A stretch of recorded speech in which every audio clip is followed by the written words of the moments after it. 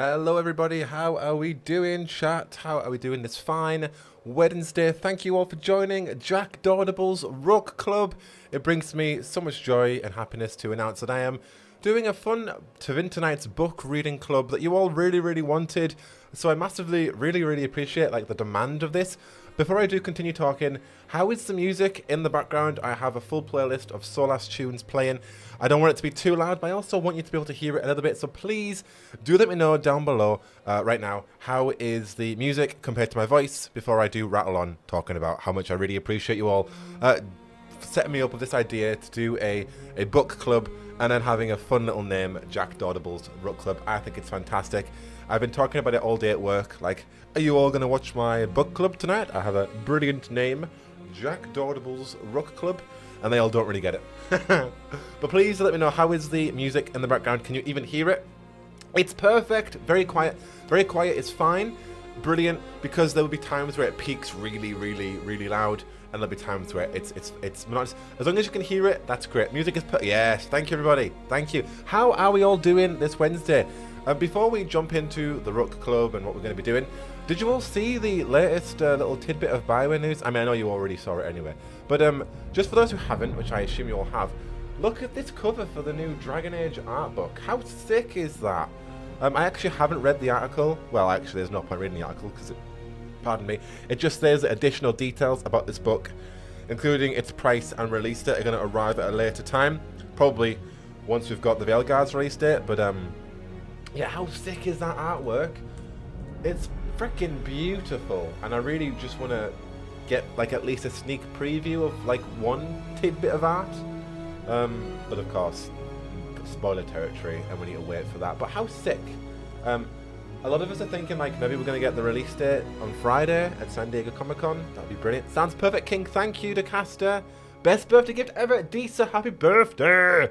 Everybody wish Disa Pogue a happy birthday. Yeah, I think maybe music sounds good. Thank you all. You talk about Dragon Age at work, how cool. I do. Well, I just force it down people's I don't force it, but I am anybody checking out my book club tonight? But it's a natural conversation. Yeah, but what was I saying? Yes, the release date. Come on, Bioware, we're waiting now. We really we want to pre-order. We want to know when we can get time off work to book it in. We want to know when we're going to be playing this game. So, you know, even the art book can't get a release date until the video game has a release date. I think San Diego Comic-Con will be really good. They've said a lot of things about it's going to be a big fandom party, and we're really excited to unveil new information on the Veilguard. I think that'll be a really good place for a release date, but I don't know. I don't know how Bioware work. I don't know what their minds are like. They did it. They released Mass Effect Andromeda's release date at an Nvidia conference in January, 3 months before the game came out. So guessing what they're gonna do with the Veilguard is it's who knows. I would hope that they would do it at some big event, and if not San Diego Comic-Con, which is this weekend being Friday, Gamescom, which is 3 weeks in the middle of August. So, you know, we're encroaching on that autumn season. When does fall, autumn start? Is it September?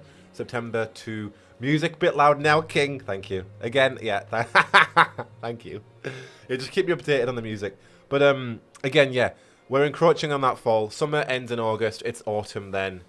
When are we going to get... This music makes me want to cry. Yes, Brit. Yes. Okay, I'm going to turn it down. Oh, man. Thank you, everybody. All right, let's turn it way down. I don't want you to cry. I wanted a little bit of emotion, but I didn't want you all ringing with tears. But yeah. So, if not San Diego Comic-Con, Gamescom, but even then, that's still too late. You know, again, autumn. What, September, October, November, December? That's 4 months, and if that's coming out in yeah, they announced it in August. It's oh, I mean, hey. The game's coming in a month, great, but yeah, we at least, I don't know. Dragon Con will be the perfect fit for release date. Oh, Emily, when is Dragon Con? Dragon Con. Ivan, thank you for the super chat. I hope we see Inky and the love interest. I mean, yes, me too. Hello, Jordan. We're going to start the reading in about 10 minutes. I just wanted to say hi first before we jump into this, give a little introduction to this, and then we'll be popping straight into the reading. For the first part of the stream, it is obviously just going to be me reading. Now, I could read from the book, or I could just read from the screen. I think I've set it up, it'll be easier to read from the screen, just so you can all actually follow along with me. I think if I'm doing this and then doing that, it'll be a bit silly. But just for authenticity, we do have the book here as well. Yeah, I'm gonna read this. I don't know how long 3 Trees to Midnights will take, maybe an hour, and then we're gonna have an open discussion about any points of the first story, 3 Trees to Midnight.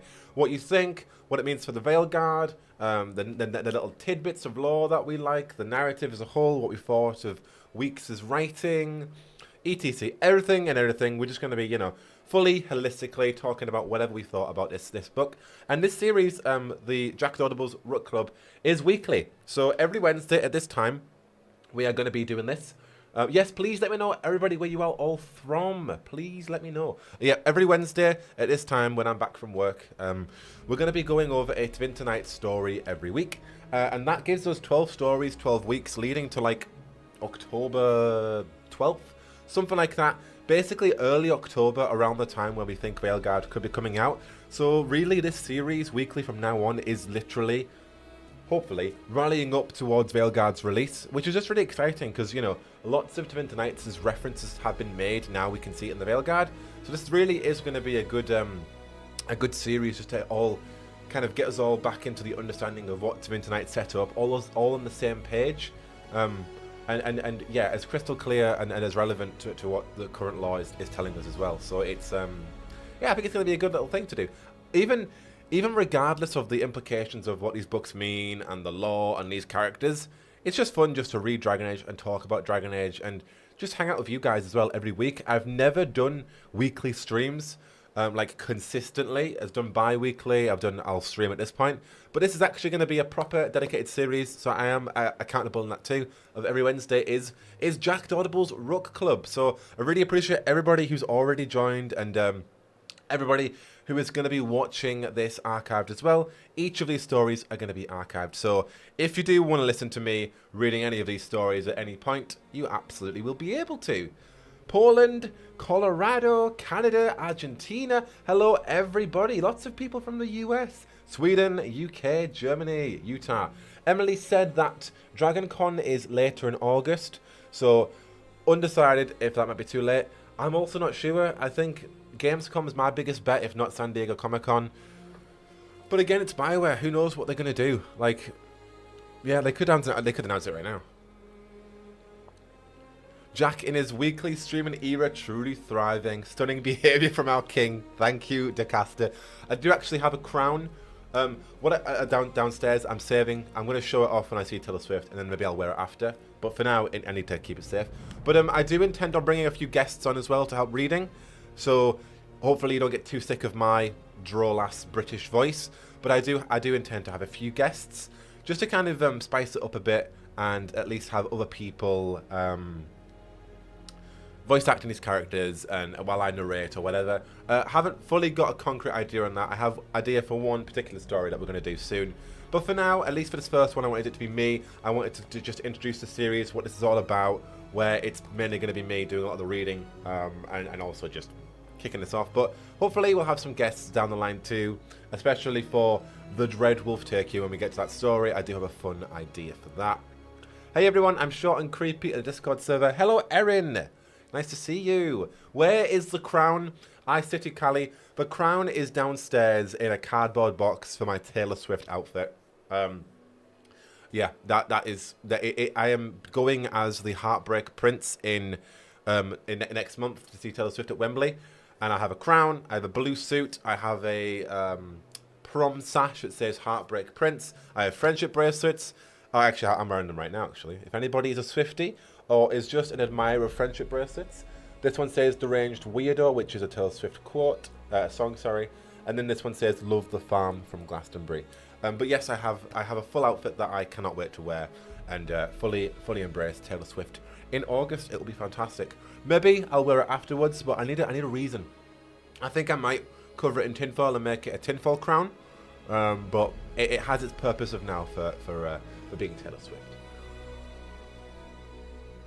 Are you going to do the other books after Tevinter Nights? Jordan, that's definitely a possibility. For now, this is going to be really, really good for getting right into the zone and right into the right frame of mind for the Veilguard. Maybe afterwards, because if the Veilguard's coming out October, November, there won't be time for a book club, but it's definitely a possibility.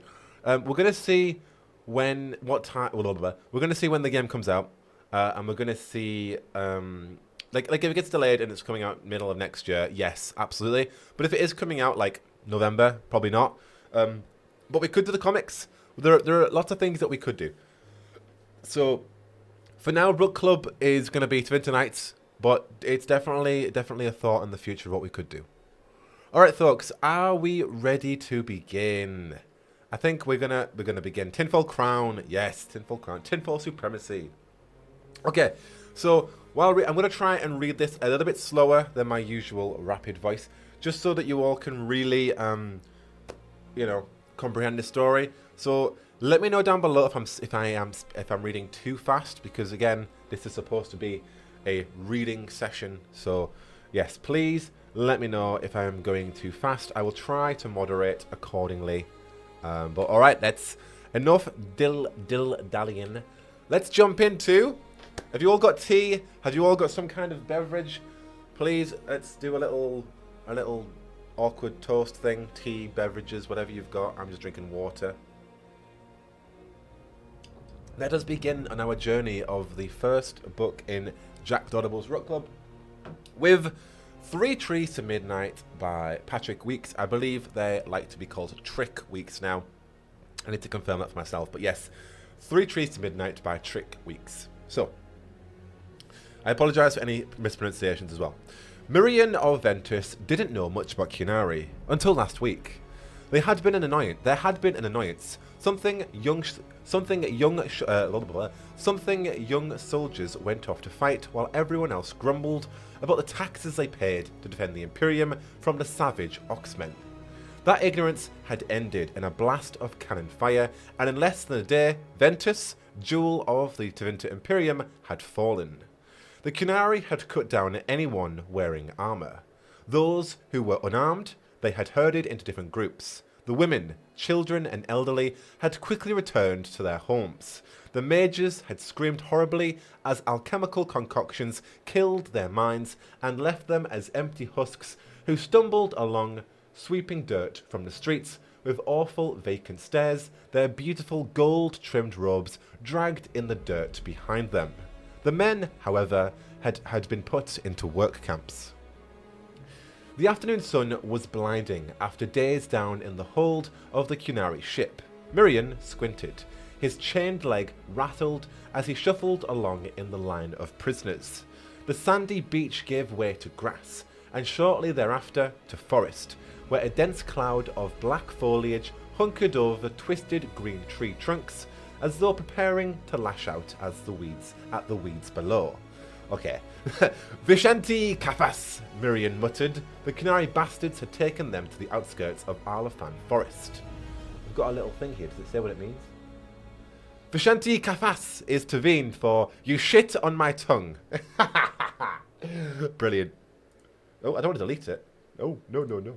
You shit on my tongue, Mirian muttered. The Qunari bastards had taken them to the outskirts of Arlafan Forest. The last of the prisoners were off the ship now, and shirtless Qunari roared at them to line up, waving swords that looked like they could chop through a horse with no appreciable difficulty. Finally, a Qunari even larger than the others stepped forward. His face was twisted into a scowl, his grey skin painted gold with red slashes, and his armour was a mass of knotted rope twisted against juttering spikes. His horns were jagged and swept forward to either side of his face like a low helmet. One horn had been chopped off, probably in battle, and replaced with steel. Bass, he called, his deep voice sending a shudder through Mirian's gut. This is what you are, Bass. Things. You do not know what is and is not. You need the guidance of the Qun to learn. How generous of you, muttered the prisoner. Oh, is this strife? If so, I need to do a Scottish accent. Forgive me. Is it? Let me triple check. Yes. Okay. How do I do a Scottish accent? Scotland? Ah, I apologise to any Scots in the chat. I'm going to try. No. How generous of you. No. How generous of you. Maybe. We'll go with that. How generous of you, muttered the prisoner who had been in front of Miriam, a tall man whose accent placed him as from the south. Okay. Which part of the south? Miriam kept his head down. If the Cunari was going to single out someone for backtalk, it wouldn't be him. I am Bastar, keeper of Bass. The Cunari leader went on. You belong to me now. Work, and you will live. Resist, and you die. Run, a slow smile twisted. I can just see chat reacting to my Scottish. A slow smile twisted across his face. And you belong to the Huntmaster. He gestured at another Cunari warrior. I repeat the word murder and imagine David Tennant. Yes. Not the Brit trying to be Scottish. It's true. It's true. Oh, this is wonderful. Thank you. I appreciate it. Sorry, let me read that again. He gestured at another Cunari warrior. This one dressed in lighter armor, strips of leather and drake scale bound by crisp red robes. His face was painted with stripes of black and white. His cold stare swept down the line of prisoners as Bastar went on. Run, and he will track you down, and you will suffer as the mages of Ventus suffered. Miriam felt the panic rising up in him and fought it down with a conscious effort, clearing his mind and keeping his body still. When he was certain he could look up without giving himself away, Bastar had moved on. You will take axes, you will cut down the trees, prove you are useful and obedient, and you will one day earn a place in the queue. Bastar looked across the line of prisoners, then let out a snort. Come. Miriam glanced nervously at the Huntmaster, but the Cunari tracker had walked back to the ship. Cunari guards came forward carrying massive chests between them and dropped them to the sand. As Miriam drew closer, he saw that the chests were filled with wood axes.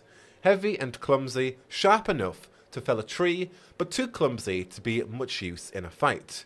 Each prisoner got one as he did. He was released from the long prisoner's chain. The prisoners weren't released fully though. Before they were freed from the prisoner's chain, they were shackled into pairs, each pair connected at the ankle by a length of chain no longer than Miriam's forearm.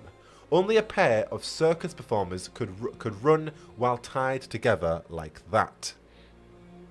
Before Miriam knew it, he and the prisoner in front of him were at the front of the line. The other prisoner stepped forward, back straight and shoulders square under his brown labourer's tunic. His hair was silver. Miriam noted and revised the other prisoner's age up a few decades. Okay, so this is the Scottish accent again, isn't it? I think it is. Right. No. I'm not. I don't know if I can do it. I don't want to upset my Scottish friends or anybody Scottish. Right. No. I have to think about Ewan McGregor. No, that's Irish. Ewan McGregor's Scottish, but I'm thinking of Irish. Okay. Right, said the prisoner. We'll work with it. Right, said the prisoner, holding out a calloused hand to the guard standing over the chest of axes. Off to work then. Okay, this is the prisoner. Never mind. Let me read that again. Right, said the prisoner, holding out a calloused hand to the guard standing over the chest of axes. Off to work then. As he turned, Miriam saw the points of the man's ears. An elf. That explained everything.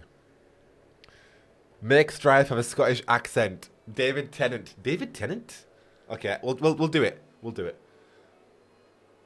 If you have the chance to change your face, would you? We'll try. Miriam's mouth twisted into a sneer as the Cunari handed the elf the axe. Any elf in Ventus would have been a slave, so of course he'd have no loyalty to the Imperium. No understanding of what Tevinter had protected him from all these years. He'd probably laughed as the soldiers had been cut down, the mage poisoned, happy to trade one master for another. Filthy knife ear, Miriam muttered, glaring at the elf, unaware that the words had worked themselves free from his mouth until the elf and the Kunari guard stared at him. Yeah, it's like, bro, what the hell? The elf was first to recover. Lazy Shem isn't used to working, he said, with an easy smile. Not with those soft hands of his. Chain me to another elf, so I don't embarrass the poor man. You'd embarrass me with your knife ear, stupidity, Miriam snapped. Ooh. And then stabbed me as soon as my back was turned. Quiet, the guard roared. There will be no disruptions. He spoke slowly. There will be no disruptions. Most of the Kunari didn't speak trade well, Miriam remembered. Then chain me to a man, not this knife ear, Miriam said, glaring at the silver-haired elf. Probably faster for everyone if you did do that, the elf added. The humans of Ventus are an ugly lot, and they care only for their own. The guard hesitated for a moment, but then a booming voice startled them all. No! They all turned to see Bastar stomping over another line of new prisoners. There were prison ships landing all along the beach. He glared at the guards, who shrank back and then smiled at Miriam and the elf. The Bass must learn. There are no more elves, no more humans. There are only Bass, who must work to prove themselves worthy of serving the Qun. He turned to the guard. Chain them together. Let them learn to work as one. Oh, that's back to the start. Oh, where are we? There we are. As you say, Bastar, the guard murmured and brought out a chain. He clapped one cuff around the elf's ankle, snapping it shut, and then turned to Miriam. Helpless, Miriam stepped forward. The cuff was cold on his right leg, pinching his tender skin as it snapped shut. As you say, bastard, the elf said with an obedient smile, and the big Kunari looked at him and then nodded and strode off, ready to give orders to another line. I appreciate everybody likes the Kunari deep voice. I've given up on the Scottish one. We're just going to give him a light, dull, a lighter cadence. Like, I'm thinking about David Tennant, but I just can't do it. I really can't. I can't do it without going too strong. And I feel like Strife wouldn't be too strong with a Scottish accent. But yeah, I don't want to go too strong. So we're just going to do a light cadence instead. So Miriam let out a shaky breath as the guard undid the prisoner's chain and slapped a wood-cutting axe into his hand. He glared at the elf. You could have gotten us killed. What's that, Shem? The elf asked, his face a mask of innocence. These old knife ears aren't as sharp as they used to be, and sometimes I hear things wrong. Go now and cut the trees, the guard said, pointing to the forest. Miriam saw that other paired prisoners were already at the edge of the wall of green, hacking away. Work well, and you will eat well. The elf started off, and Miriam stumbled as the chain jerked against his ankle. The elf looked back. Come on, Shem, he said with a little grin. Try to keep up. Miriam and the elf found an awkward rhythm after a few strides, keeping pace so that the two legs chained together moved as one. Miriam's legs were longer than the elf's, and he had shortened his steps. Jack, are you in Northern England? Erin, yes I am. How could you tell? Okay. You keep running your mouth like that, you'll get killed, Miriam said, as they made their way across the grass, the chain hissing between them. You're still a slave, idiot. Only now you're a slave to beasts that will kill you as soon as look at you. Ooh, is that a spell mistake? Only now you're a slave to beasts that will kill you as soon as they look at you. Oh, thank you, Erin. I appreciate it. I think so. Miriam's Teveen, however, like working class Teveen. So I know Tevinter is supposed to be more like royal RP English. Like, yes, we like to speak to the Queen, and oh yes, ha ha ha ha. But Miriam is working class, so we're gonna get, he's got that English accent, but it's not like down south English. But it's still supposed to be a little bit southern. So I'm just trying to remove that. But I mean, what would you know about it? The elf asked. His voice wasn't friendly anymore, and when Miriam looked over, he saw that the elf was looking ahead at the forest. You're no labourer, whatever tunic you wear. Miriam's breath hitched, and his grip tightened around the axe he carried. You don't know what you're talking about, elf.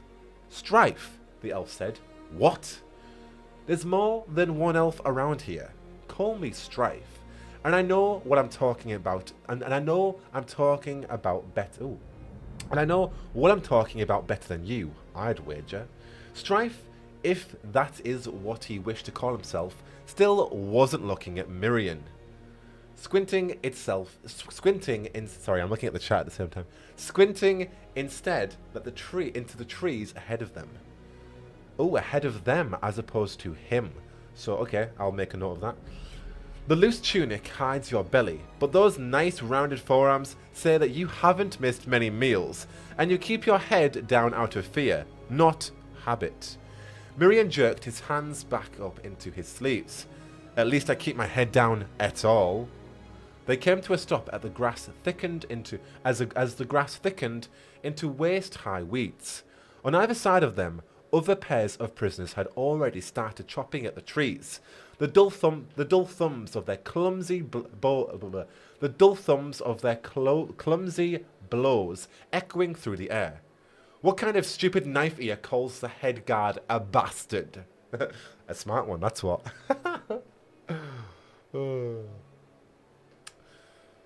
One who wants to know how much trade the head guard speaks, Strife smiled. Now we know. Enough to talk to us, not enough to get nuance. Wait, let me read that again.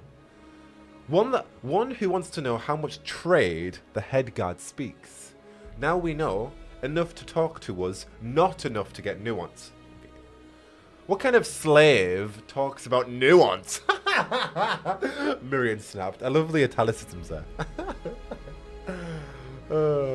Strife stepped to the tree closest to them, a blunt, ugly thing whose trunk was so thick that Mirian couldn't have reached his arms around it. Ooh, the characterization even in that line as well. Flippin' heck.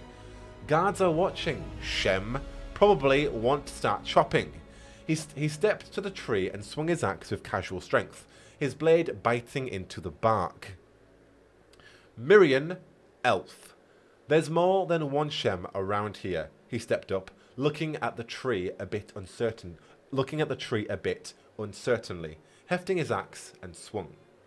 The blade hit at an angle, with a jolt that sent pins and needles up Mirian's arm, and he winched, dropping his axe. As it thudded into the soft turf, Strife burst out in laughter. Strife is educated. Nuance is a posh word. It is true. I'm obsessed with the way Jack is really taking on Strife's personality. King is feeling it. Thank you, I appreciate it. Right, who's speaking now? I imagine it will be Strife. Is it Strife? Yes. Now there's a man who's never done a day's hard work in his life. What were you, Mirian, before you put on those labourer's clothes to hide from the Kunari? A merchant? A petty noble? Mirian was moving before he realised, and his fist smacked Strife in the face. Ooh! The elf stumbled back, his smile gone and his face going red with anger. Shut your mouth, you damned knife ear!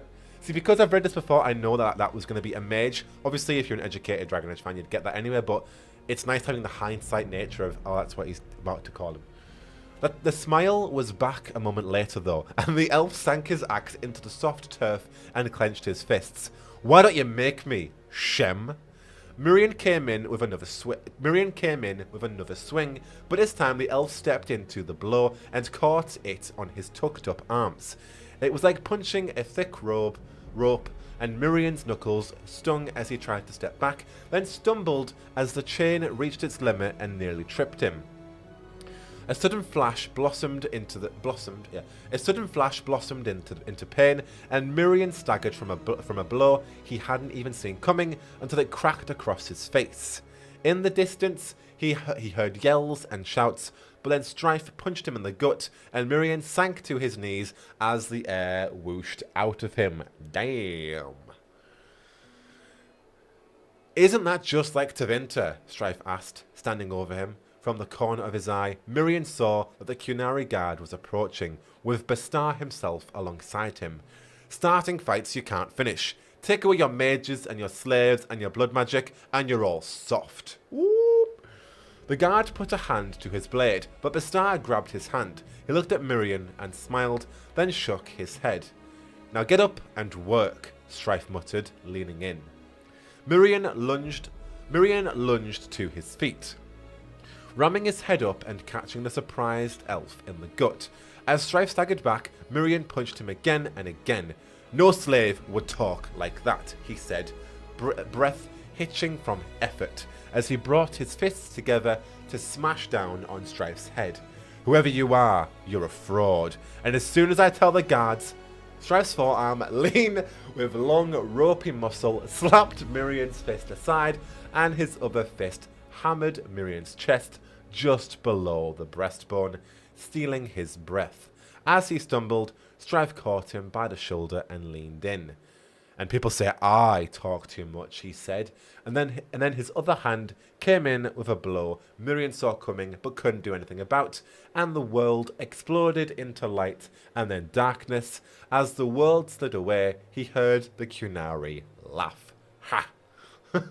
However a Kunari would laugh. Ha ha ha.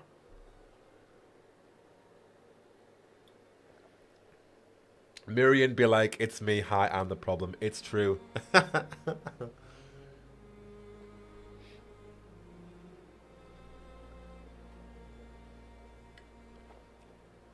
Classic enemies to lovers. I agree. I think there's already so many key takeaways from Strife based on that, but we'll continue reading.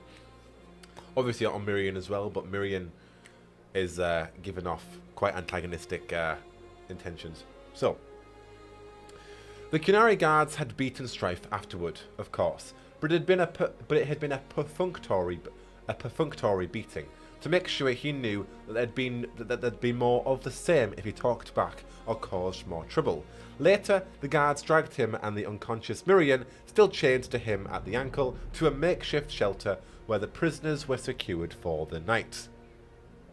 The guards came around with bowls filled with some sort of savoury porridge, and Strife shoveled it into his mouth. Beside him, Mirian, finally awake, sniffed at it and grimaced. "Not up to your fancy tastes?" Strife asked, shaking his head. "Shut up." Sorry. "Shut up," Mirian glared at him and then took a bite, chewing more than he needed to with a sour look on his face. "That's the spirit. Eat hearty. You've got a full day's work ahead of you." The shelter was open on one side to let what passed for a breeze flow through and cool down the prisoners. Strife had a good view of the forest in the distance.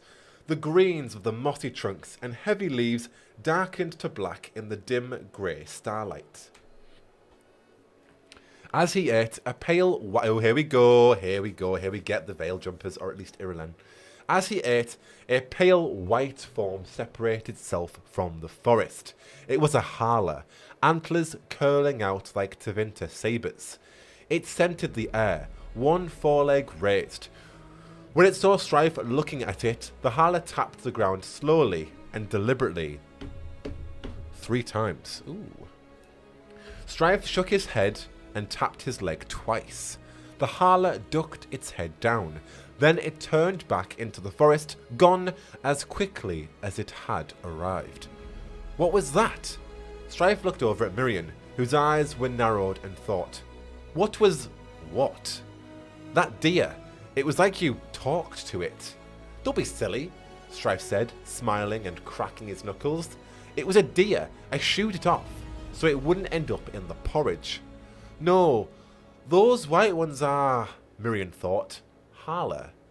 That's what the Dalish elves used to pull their wagons. Is it? Strife downed another spoonful of porridge.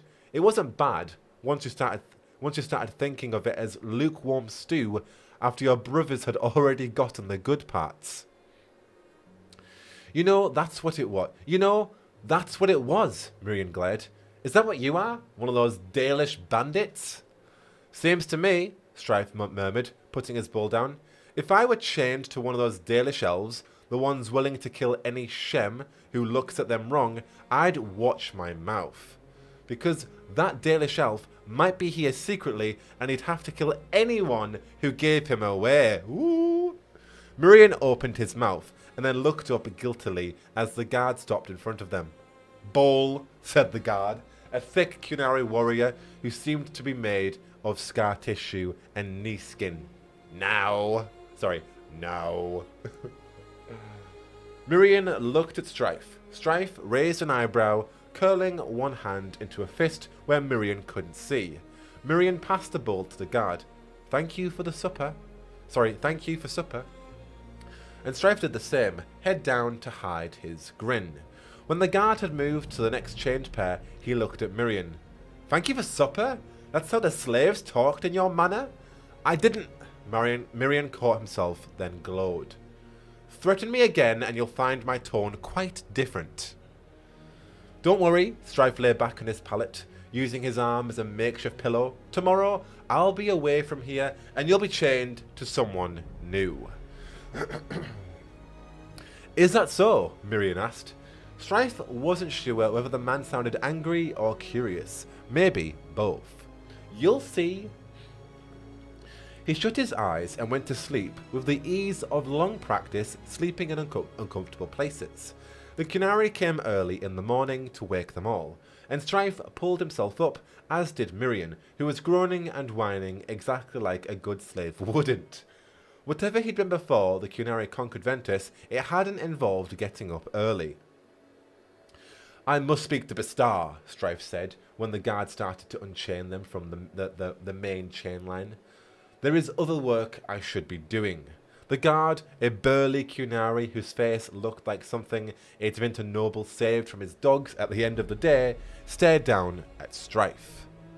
You cut the trees. His hands moved slowly to cudgel at his waist. Strife nodded. Yes, but Bastar will want me to do something else when I speak with him. Miriam was shifting nervously beside him. The little man would already be trotting off with an axe he didn't know how to use, ready to make some new blisters, poor man. So would Strife if he'd been 30 years younger, looking up at a human guard. Hurry along so the guards didn't notice you and maybe you'd get through the day without trouble. Ooh, what does this word mean? Veilguard, Strife thought, keeping his eyes on the guard. It was one of the first things that Dalish had taught him, the way of the bow. As the sapling bends, so must you. I am yielding, find resilience, in pilancy, find strength. The guard finally looked away. Come, he muttered, and walked off.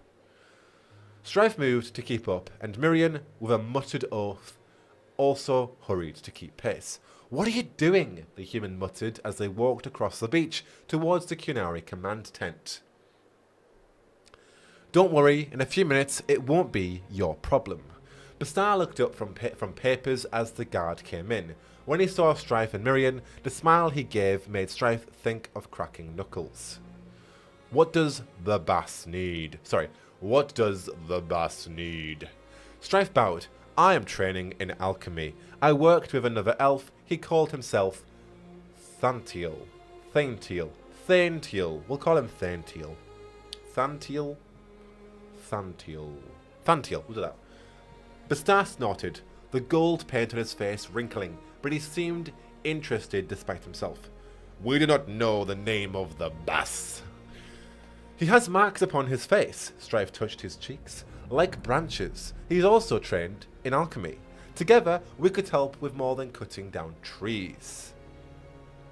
Ah, Bastar smiled, slow and easy. I know this boss. He also talked too much. Bend but never break, Strife remembered. Put me with him then, he said, and I will see to it that he is quiet. Jack is hitting a new octane, it's true. Bastar looked at the guard and said something in the Qunari language. He turned to Strife. You will go to the other elf now. You will work as he does. His smile curved like a sword built for chopping. The Qun is generous in fulfilling such requests. Strife ducked his head. My thanks, bastard. Miriam's elbow dug into his side, but Miriam was a whiny little man who wouldn't be Strife's problem for much longer. Oh, what a brilliant line. The guard led them across the beach towards another large tent. Strife walked easily, watching as the other prisoners set to work with axes. The dull thumps of axes cutting into wood were a little drum beat under the constrained foamy song of the ocean waves crashing against the shore. "I don't like this," Miriam muttered beside him. "The Canary don't change their minds like that. I took classes in this. They think everyone is born to do a certain job, and they don't just let you change your mind because you complain about it." "Wishing you'd let them know you were a scribe and not a labourer?" Strife asked. "Listen, you knife-eared idiot, you're causing trouble, and I don't want to get in it too. In a few minutes, we'll be chained to different people, and you'll never have to worry about me again," Strife said. In a few minutes, he'd be with Thanthiel, who'd signalled that he'd gotten his hands on the Cunari plans right after Ventus had fallen.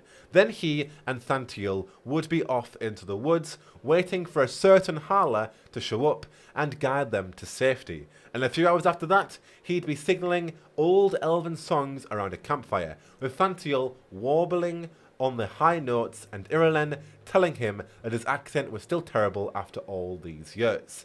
They would laugh about the Cunari and about idiot Tevinter men who'd never learned to stand up for themselves with blood magic and slaves to support them, and Strife would turn the shackles into a lovely decoration on his quiver. Right, this is really important because this is literally the veil jumpers. All of this right here. Can I highlight this? So that's definitely like we're going to find out the nature of Thanthiel in a minute. Is it going to let me highlight? I don't know. It literally popped up for a second. But like Thanthiel, I think Thanthiel might be dead. Spoilers, I can't remember. But mentions of Thanthiel might be a thing in the Veilguard in referencing to Velara, because she is the face of the Veil Jumpers. So I do think that there'll be some reference of this. But this is just an example of what the Veil Jumpers are like in terms of their culture, because we literally only know that they delve into the Arthan Forest. Little else do we know about them. Sorry, I'm reading the chat at the same time. But this gives us an idea as well, singing old songs around a campfire, Thanthiel high note, Irulan taking the mick out of his accent. So we'll touch on that later when we dissect it later on. What is chat saying? I'm really glad that you're enjoying the Audible, the Jacked Audibles. I appreciate it, everybody. Thank you. I appreciate it. Brilliant. Thank you. Right, so the guard opened the flap to the tent, and Strife and Miriam stepped inside, their chain clanking between them. The smell hit Strife first, hot lie and sweetie steam, and as his eyes adjusted, he realized that it was the stink of laundry. Robed figures were dumping dirty clothes into vats and stirring the clothes around. Not the alchemists then, Strife realized. Their robes were different. Their robes were different from the prisoner's uniform he'd gotten, and they didn't match each other either. Some robes were slim, while others hid the figures inside them behind voluminous folds. If they hadn't been mindlessly beating their clothes, Strife would have thought the prisoners were chantry priests. "Where's Thanthiel?" Strife asked the guard, stepping into the room. Enclosed like this, it would be even easier for the two of them to escape once the guards left.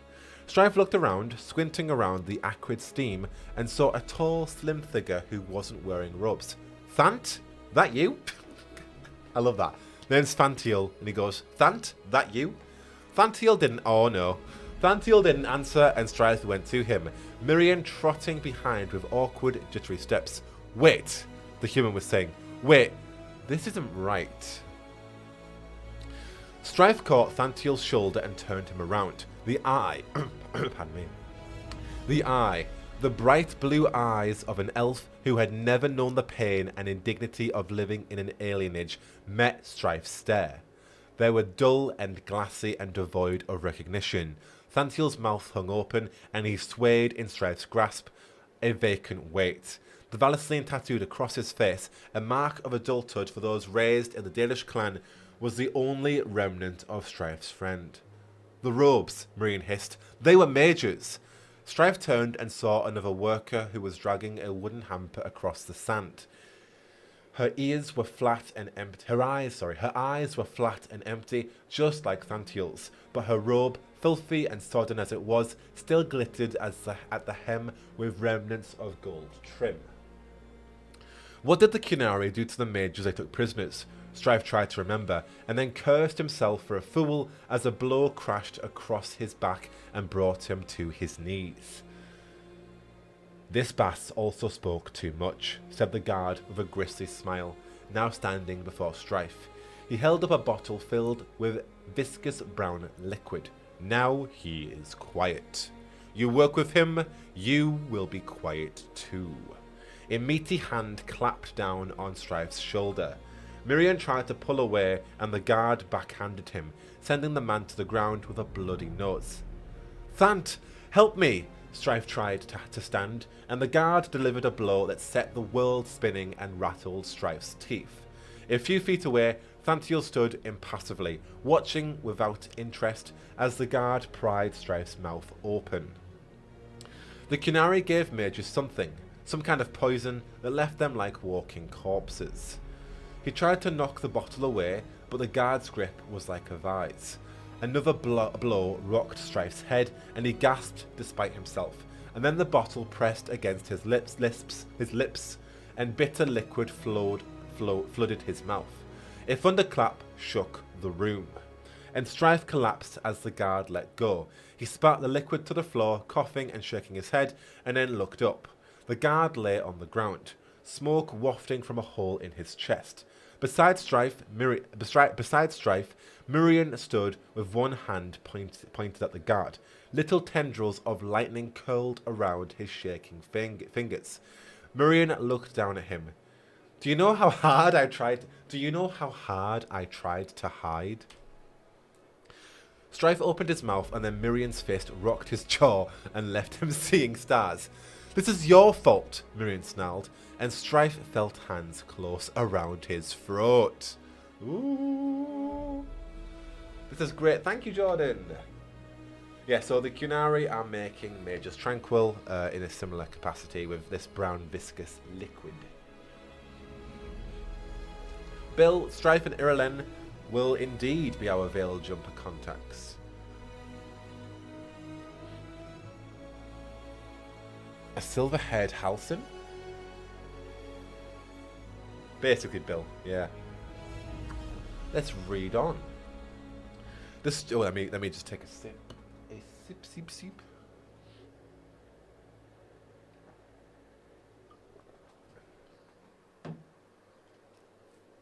Okay. The stupid knife ear had nearly gotten Miriam killed. The elf wasn't dead yet, but as good as. Miriam's fingers dug into the older man's throat, and his vision pounded red. Blood from his nose dripped down his shirt and onto the sandy ground. The knife ear was saying something, trying to anyway, hands clutching at Miriam's waist. Can you break the shackles? The elf gasped, and Miriam's fingers clenched even harder in his anger. If I could break the shackles, do you think I'd still be here? Then, the elf's voice was a ragged gasp. I hope you're ready to drag my body as you escape. Miriam froze. A moment later, he snatched his hands back, and Strife hunched over, coughing. What do you mean, escape? He asked.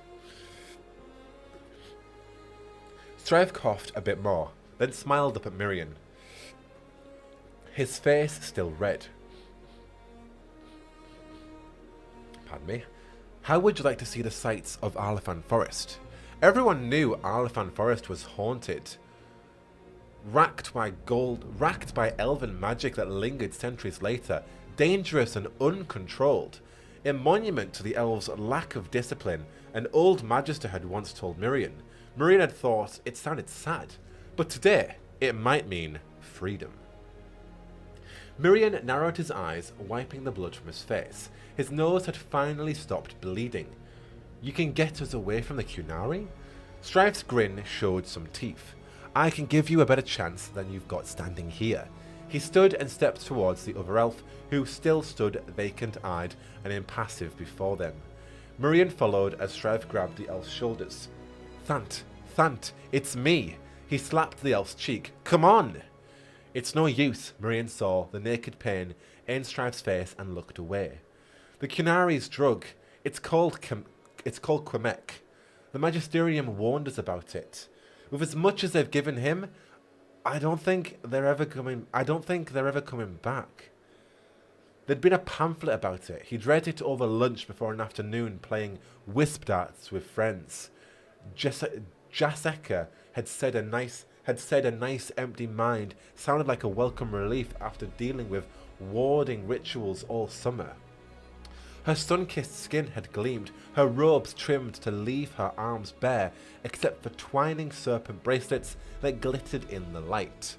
One of the laundry workers wove robes that left the arms bare. Her back was to him, but Miriam saw little white lines against tan skin where bracelets would have sat on her arms. He refused to look at her face. If you've got a plan, we need to go now. Something in his voice got through to the elf, and Strife looked over, nodded, and then pulled the other elf close. Same clothes. Maybe... He pulled the elf's tunic open, pawed through it. What are you doing? Miriam demanded. Do you want to end up like a mindless husk? Thanthiel snuck into your city to get information about the Qunari invasion. He said he'd got hold of their plan. Strife pulled his hand back with a small folded square with a small folded square of paper. Right, Thant, I'll carry it for you, he sighed, then reached up with bold hands and cupped his friend's head and chin. No cure, you said? No coming back? Not when I like this. I'm sorry. Then I can at least give him peace. Strife sighed and then twisted sharply. Miriam heard a crack. Ooh. And Drool guide your way, Thant, he murmured as he lowered his friend's body to the ground. Then he stood and turned to Miriam, his face grim. If you want to live, Magister, you'll do as I do. If not for me, you'll be helping with the laundry right now, Miriam snapped. Strife knelt by the guard. No key. He pulled at the guard's axe, then let it drop with a wince and grabbed the cudgel instead. Bow, we've been too much to ask. Bow, we've been too much to ask for. What's that? Bow, we've... Bow. Okay. Bow, we've been too much to... Let me read that again. Strife knelt by the guard. No key. He pulled at the guard's axe, then let it drop with a wince and grabbed the cudgel instead. Bow would have been too much to ask for. Okay, yeah, I get it. He stood right back of the tent, then shuffled over. Heading toward the tent just minutes ago, they had found a kind of rhythm. Now the chain jerked and danced between them, hitching their steps. Strife pulled up the tent flap, waving impatiently. Under? Miriam ducked down and stepped under, out onto the sandy beach. Strife followed, blinking at the cool, clean air. On one side, Miriam saw the ocean, waves frothing with a promise of sucking undertow. On the other, the impenetrable foliage of Arlefan Forest, with prisoners chopping ineffectually at its edges. What now? Miriam asked. Now we get to the forest, Strife said, and meet my clan. He started walking. Miriam fell in beside him, matching the elf stride on a path behind the row of working tents running parallel to the shores. So you are Dalish. Guess we were both hiding something, Magister, Strife said with a bitter chuckle. Why don't you have tattoos? Miriam asked, like your friend back in the tent. Strife paused and looked back at the tent with a glare that promised violence. Thant was a good man. He deserved better than the Qunari gave him. So had Jaseka, Miriam mused, thinking of the figure back in the tent whose face he hadn't looked at. No one deserved to be a prisoner in their own mind, shackled by Qunari drugs, just like the mages rendered tranquil in the south, denied even a quick death. It was an awful effort without a staff, pulling little wisps of magic into order. He mouthed an old meditation chant that he'd learned at university, guiding the magic with his will until it was ready, scratching at the edge of the barrier between the mortal world and the world of spirits, and then, sweating, he opened the path and let the energy through. A ball of fire rolled wetly across the top of the tent, sooty flame curling out as the leather caught.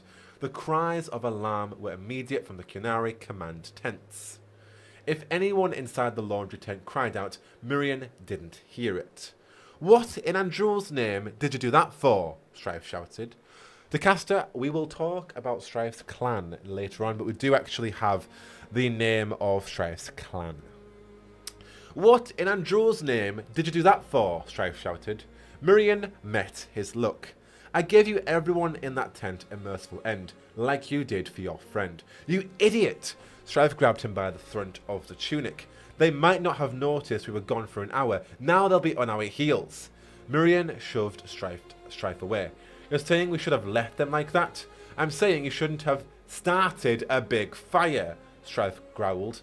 Come on. He turned and started to run.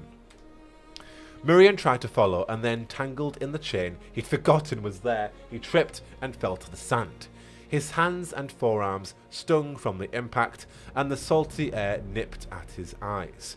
Using magic always left him feeling sensitive, as though everything were just a bit sharper. On your feet, Magister, Strife pulled on his shoulder, and Mirian let himself be dragged up. Not a Magister, you damned knife ear, he muttered, and then they were running. Inside foot, outside, inside, outside, Strife muttered beside him. Find the rhythm if you want to make it to the trees. Mirian tried to find the rhythm, his blood pounding into his ears, louder than the surf as they ran. The sand pulled at his sandals, and around him, shouts of alarms came from both to the Kunari and the prisoners. Mirian kept running, looking at his feet next to Strife's. The sand turned to scrubby grass beneath his sandals, and Mirian heard a shout from his right, past Strife. He looked up to see one of the guards turning towards them, a thick-bodied Kunari, short for their race, whose horns had been replaced with little dragon's head caps. Strife caught the guard in the face with the stolen cudgel, kicked him in the knee, and then smashed the cudgel across the back of his head. He might have done more, but Mirian had still been running, and a moment later, the chain snapped taut between them with a painful wrench that sent Mirian face first to the turf again. Idiot mage, Strife hissed. He'd ended up on his back and rolled now to his feet, yanking the chain back with another tug on Mirian's leg.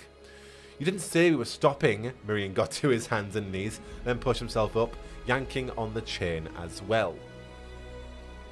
I don't think I had to. Inside foot, go! Strife jerked into a run, and Mirian clumsily matched his stride. The chain between them hissed through the grass, jerking when it hit twigs. Then the forest was before them, dark, angry trees looming overhead as if daring Mirian to approach. He stumbled, and Strife grabbed his shoulder and put him into the forest proper. The darkness was sudden and blinding after the morning light on the beach. The air reeked of dead leaves and old dirt, and branches slashed at Mirian's face and arms as he followed alongside the elf. His lungs burned. They both jerked as the chain snagged on a root. Mirian staggered into a tree to catch himself, then slid down the mossy trunk to his knees. Strife snarled and turned back, tugging at the chain. Mirian looked up at a flash of movement before him. The snowy white deer was there, here we go, sliding out from between two trunks ahead of them. No, not a deer, a halla. That was what the Dalish called them. The halla looked at Mirian, his breath heaving and his leg throbbing from the shackle, and then at Strife. It's true, Erin. It literally is a buddy comedy, but then it's intense. Then, with a shimmering sparkle of magic, the halla slid into the form of a young elven woman. She was thin, and her features were more striking than pretty, her hair cut short, and freckles on her face blurring into the Dalish tattoos across her forehead. She wore supple leather trimmed with fur, and she held a bow in one hand, along with a quiver of arrows. I brought you a bow, she said to Strife. You brought me a magister. Yes, your gift is better. You win. Strife tugged on the chain. Where's Thant? She waved a hand, and the root slid back into the soil, leaving the chain free. The Antam used the mind poison on him. Strife sighed, and after a glance at Mirian added, All we could give him was a merciful end. The Antam will pay. The woman's voice was quiet, but Mirian felt the air shudder at her anger. I'm not a magister, he said. I'm a mage, though. My name is Mirian. No key? She asked. Mirian blinked, then realised she was looking at the shackles. None, said Strife. I don't suppose your magic can get us loose. The elven woman squinted. The tattoo on her face made her look like she was glaring. Or maybe she was glaring. No, you could cut the magister's foot off. Then you'd only have the chain to worry about. I'm not a magister, you stupid knife. Mirian broke off as Strife cuffed him on the back of the head. Play nice, Irulen, Strife said to the elf, smiling. He keeps the foot for now. I can hide your trail, the woman, apparently Irulen, said. No, you need to go. Strife pulled out the paper he'd gotten from his friend's tunic and passed it to Irulen. The Qunari are moving into Ravine. You need to get word to the clans before they land. Irulen looked at Mirian. Oh, let me read that again, actually. No, you need to go. Strife pulled out a paper he'd gotten from his friend's tunic, so the Qunari plans on their invasion. The Qunari are moving into Ravine. You need to get the word to the clans before they land. Irulen looked at Mirian with her maybe glare, then back at Strife. I could be there and back by midday. By midnight. Can you stay ahead of the Qunari until then? In this forest? With a smile, Strife patted the nearest tree trunk. I've no doubt Mirian and I will lose them. Durif Sharal, lass. Bring back a lockpick if you've a mind to. Durif Sharal. Irulen turned to glare at Mirian. I like Thant. I like Strife too. If the Qunari get him because of you, you'll lose more than a foot. Woo! For a moment, Irulen reminded him of the old mage who had trained him in combat magic back in university. None of his barriers had been good enough, and his fireballs had been perfunctory. Her face was scarred from fighting with the Qunari, making her scowl even worse when she ordered Mirian to stay late for more practice. He had hated her with a burning passion, until the day he saw her sitting by the fountain. She was crying, holding a letter whose wax seal marked it as coming from the front lines of the war. He had not liked her after that, exactly, but he had stopped complaining about staying late for more practice. Not to be a dick, but does anybody actually like Mirian? I just get the impression he's a dick. I'll talk more about it later, but like, he just hates everybody. I get it, he's got his reasoning, but like, he just comes across a bit of a dick. Mirian pushed himself back to his feet.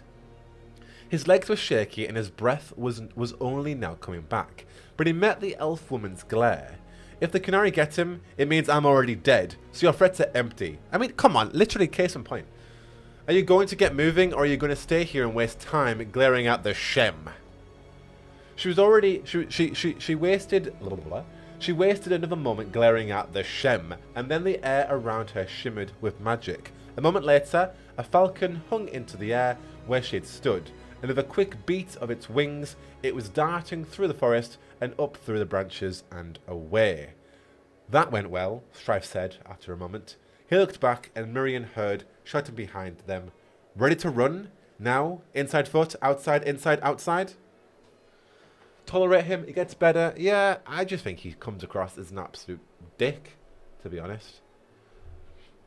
But he's good as... I mean, he has his own past, I suppose. But we'll continue reading. We will share more about that later. Okay, next bit. The Antam had sent the Huntmaster to Bastar just days ago. After the fall of Ventus, Bastar did not think he needed a Huntmaster. He worked the bass like the clumsy, lazy animals they were, so that even those who did try to flee were too weak to make it far.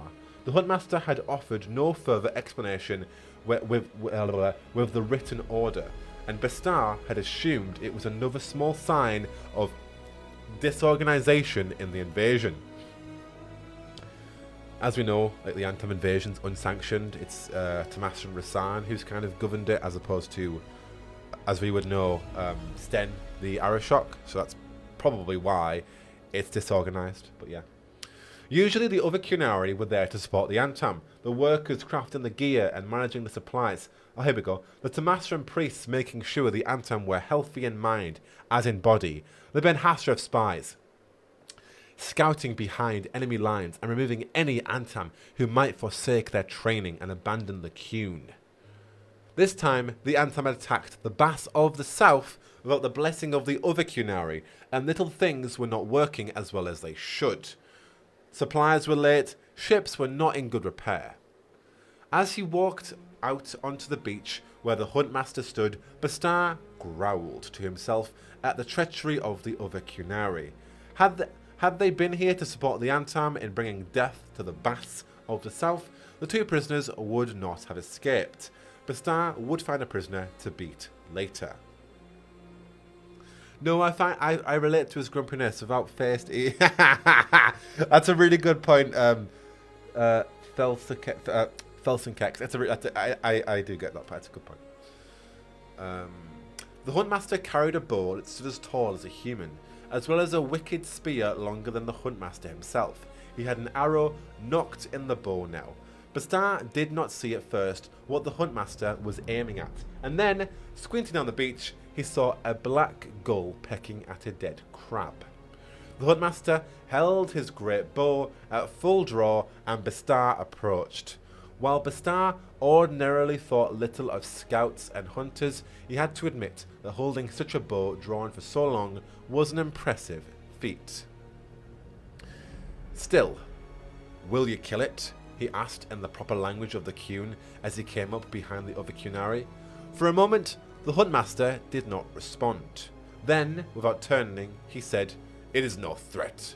The path of the Cune does not call for needless violence." "Your arrow is already nocked," Bastar pointed out. The path of Cune does not call for wasted effort. Why draw back your bow if not to use it? For a long moment, the Huntmaster looked at the black gull in the distance. I wish to know whether I could strike a target from such a distance. Slowly, with perfect control of his movement, he relaxed the bow and returned the arrow to its quiver. Bastar glowed. Bastar glowered at the Huntsmaster. This is why he thought less of Antam, who did not fight on the front lines. Even the black and white striped vitar that painted the Huntsmaster's face was drawn to symbolize sight, finding, rather than battle and power, as befitted the Antam. And now? The Huntmaster smiled faintly.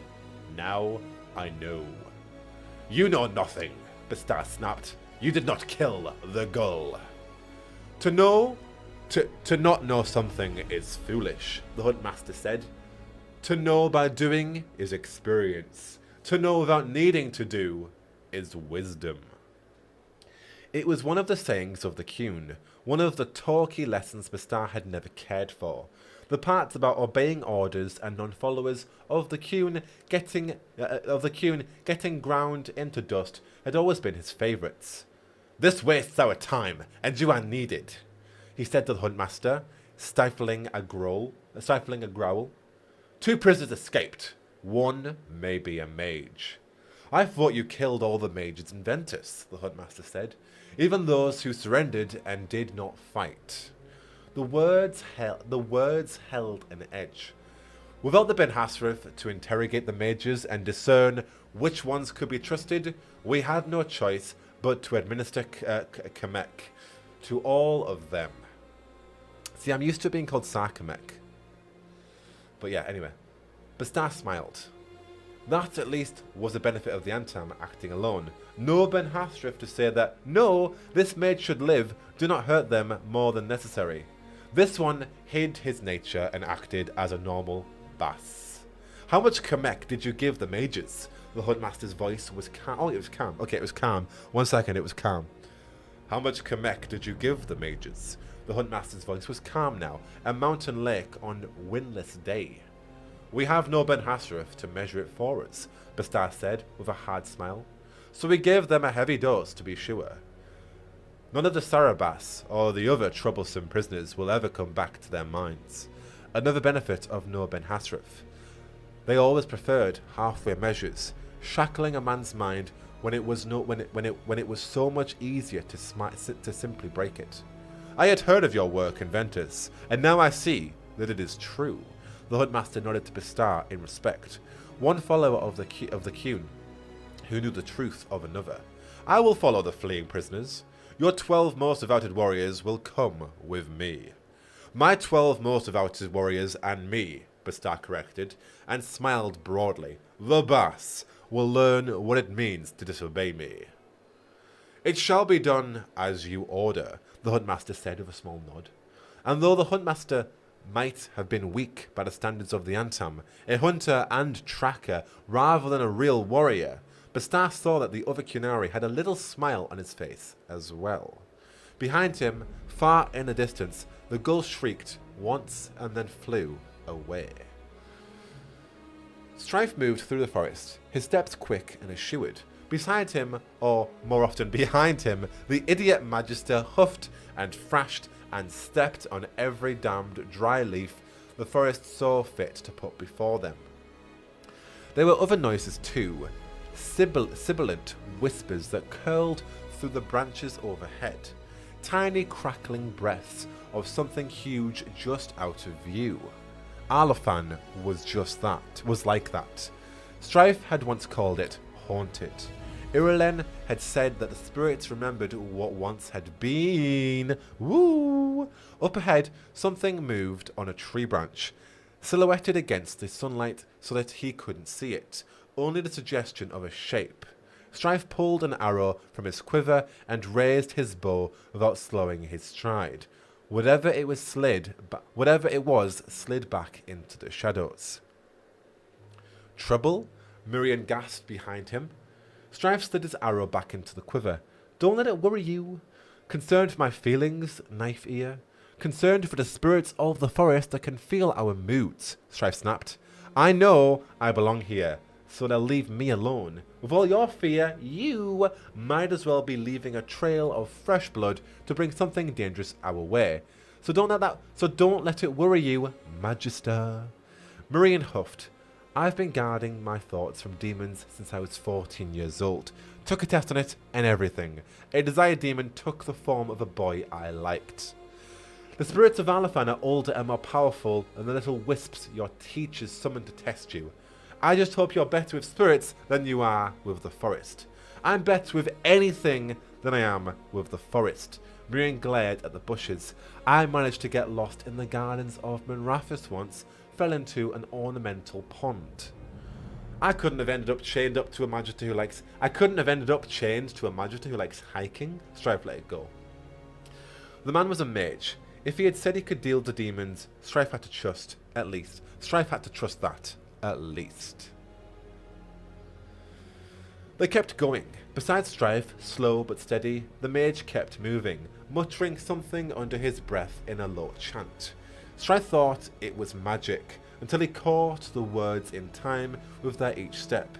Inside, outside, inside, outside.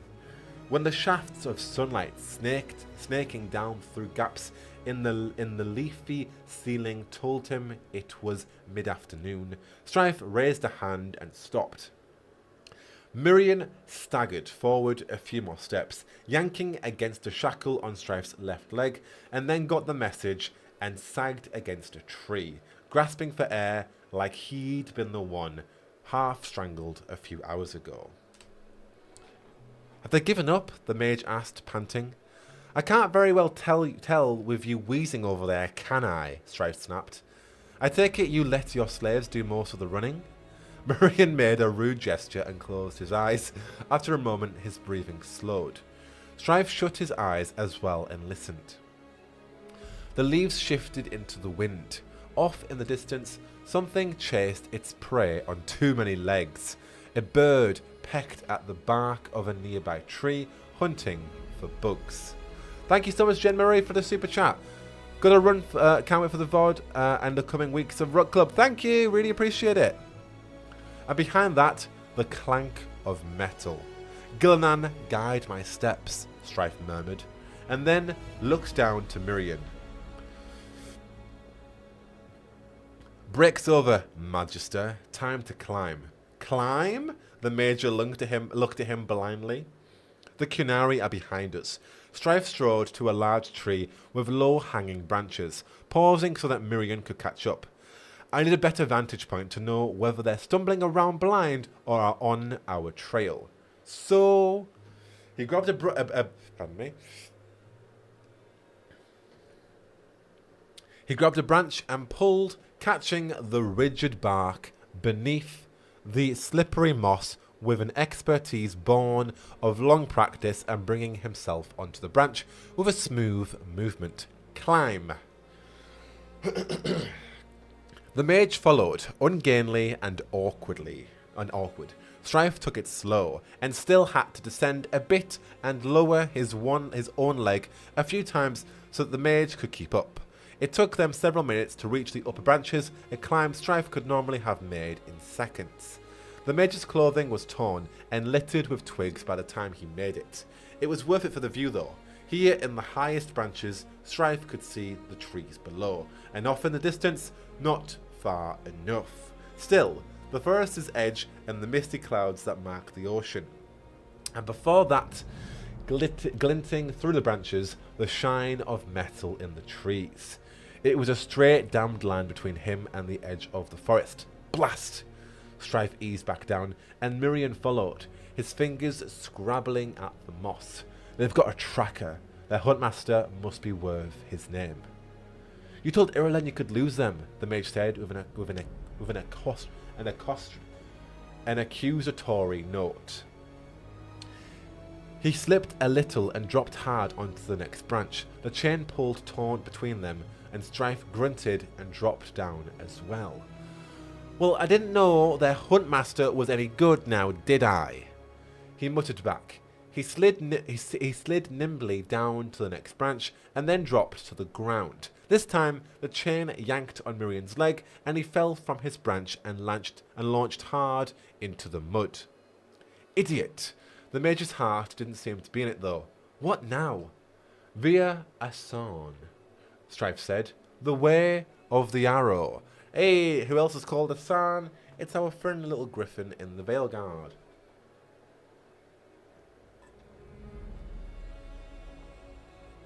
So maybe it's an indicator of Asan's characterization or personality as a griffin. The way of the arrow, be swift and silent. Strike true and do not waver. It is a hunter's saying, but in this case, we are the prey. There's a river a few hours away. We'll lose the huntmaster there. Thank you, DeCaster. Appreciate it.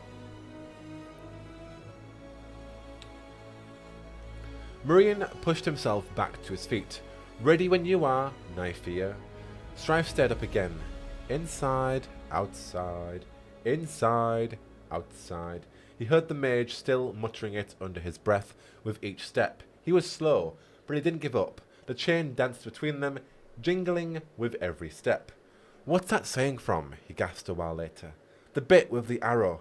Via Tanadahal. Via Tanadahal. Tanadahal. Yeah, whatever. A way of... Via Tanadahal. A wall of heavy foliage blocked the path ahead, and Strife gestured for them to head left. The way of three trees. Wisdom passed down from the goddess Andruel. Right, the elven gods, Miriam smirked. Lots of good they did, ya. Strife shot him a glare. If we get out of here alive, it'll be because of what Andruel taught my people. Miriam opened his mouth to fire something back, and Strife shouldered the mage into a tree.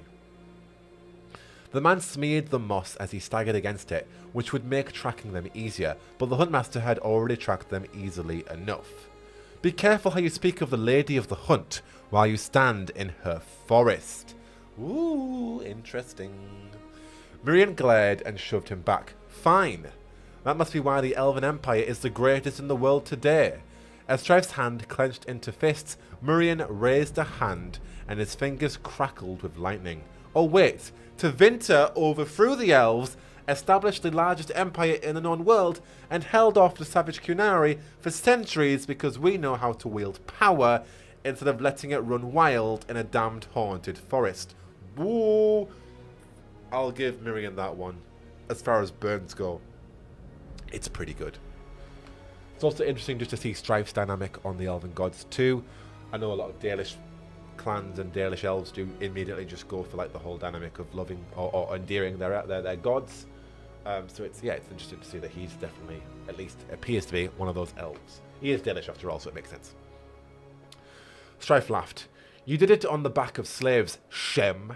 Elven slaves. He wanted to punch the glare off the mage's face, but he leaned in instead.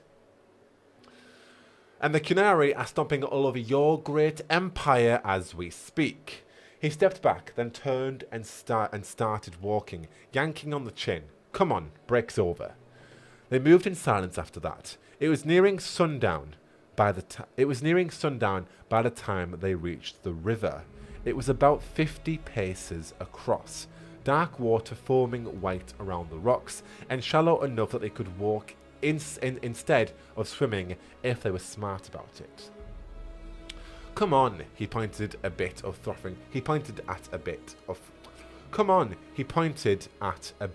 frothing white. We used the rocks under there. Miriam pointed at a chain of rocks a bit upstream. Why not there? Because the Huntmaster's behind us. Strife started moving, and the mage came along rather than trip both of them up. Let me read that again. Strife started moving, and the mage came along rather than trip both of them up. Walk on the dry rocks, and he'll spot the muddy prints from your sandals. Walk in the water, and it'll erase any marks we leave. The river wasn't too cold, a small blessing, and Strife picked his way across, moving from stone to stone and keeping them in the shallows as much as possible. When he was halfway across, he changed direction, moving them upstream. Why the change? The mage asked, raising his voice a little over the crash of the water. They'll be expecting us to cross directly, Strife answered, or go downstream since it's easier. He looked up at the afternoon sky. Even if this doesn't lose the Huntmaster, it'll buy us some time. That makes sense. The mage said it warily, like a peace offering. Strife paused as the chain snagged on a rock. He tugged it free and made his way farther upstream. The mage behind him. When he thought they'd gone too far, he went a little farther, because moving upstream always felt farther than it actually was. And then he looked for a likely spot.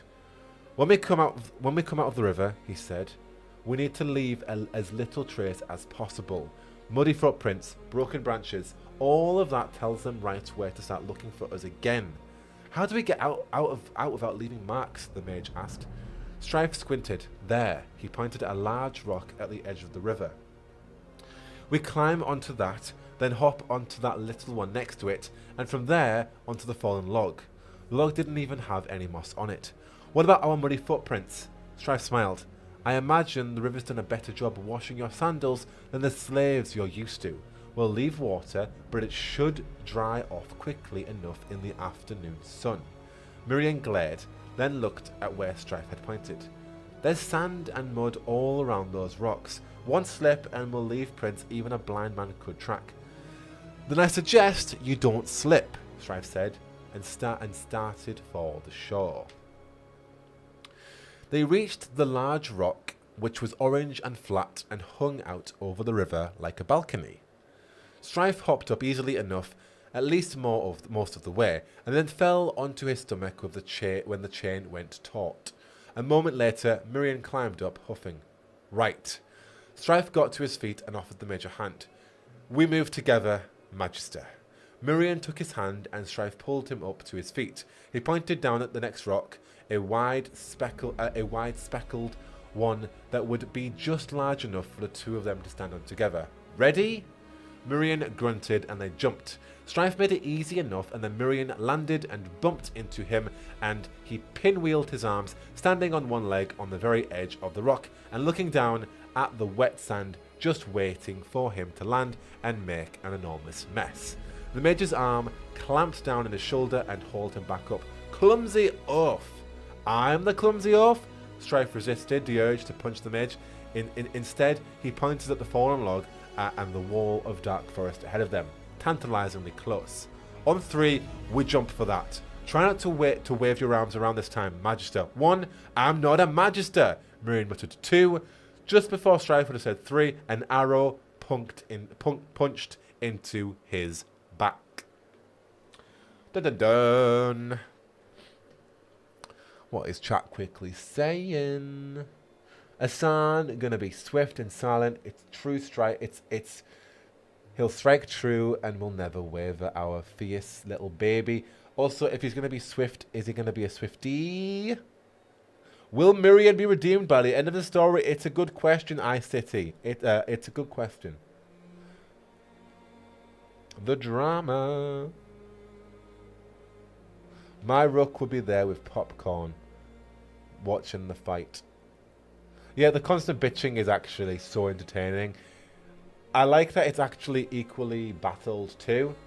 So like they're both making like really rude jokes, but they're actually both swinging. That's what makes it like come across more as banter than insults. Obviously it's insults, but it's more like, well, yeah, but you did that, yeah, but you, yeah, but that, but so it's like it's equally like a match of tennis.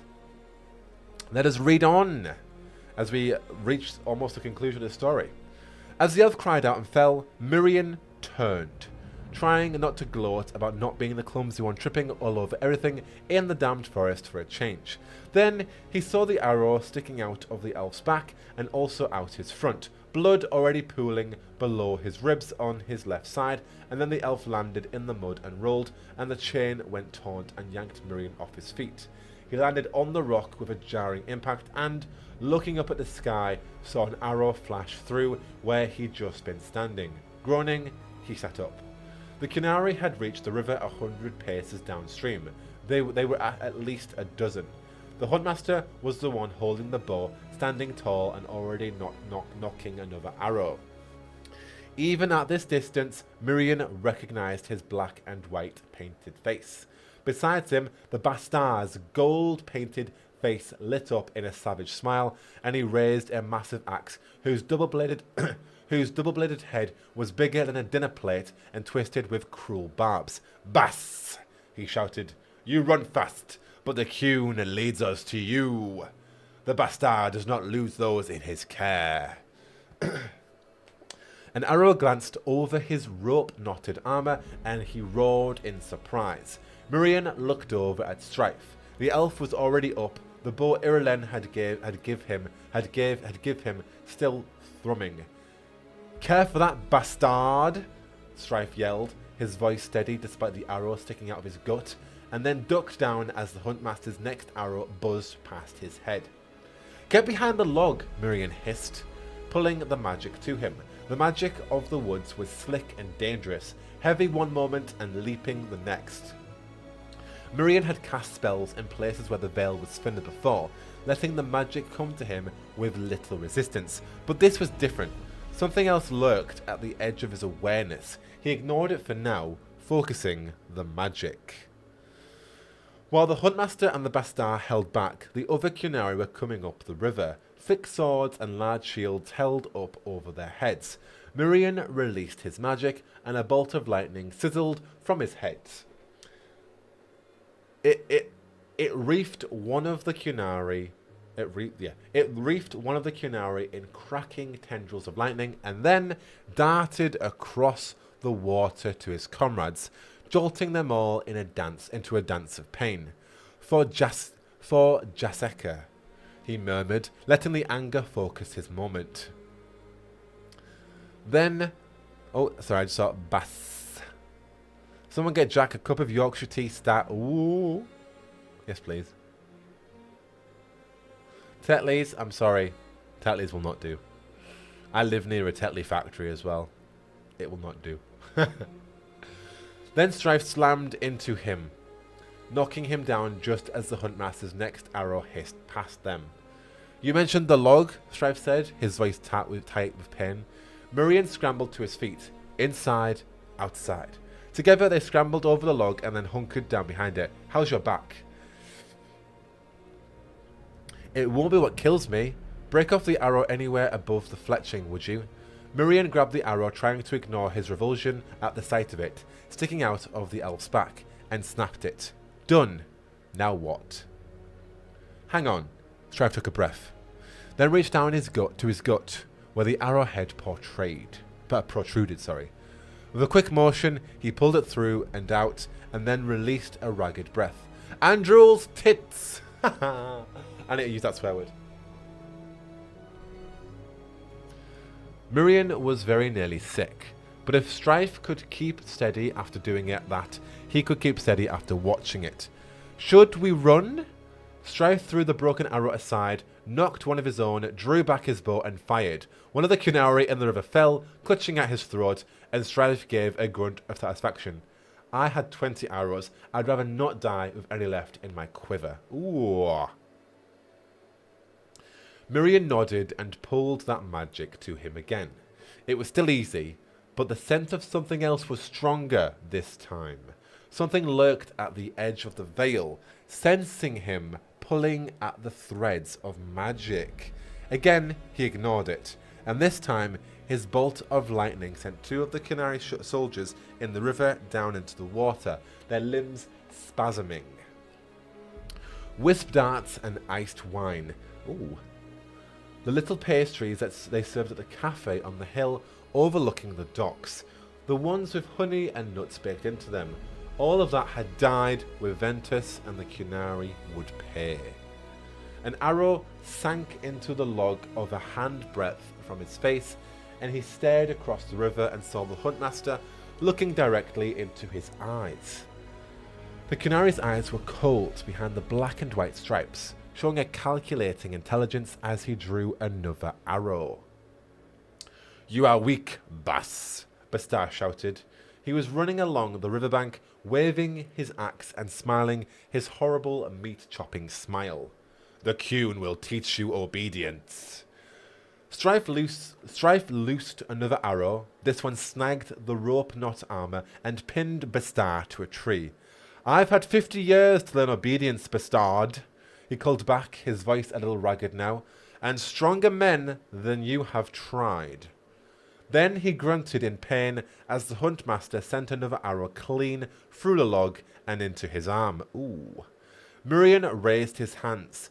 If the veil was thin, it was time to see how much he could really do. He pulled across the veil, drawing as much power as he could, and the forest roared in anger. Mirian's spell fizzled into nothingness as a massive form of wood and stone crashed out of the forest.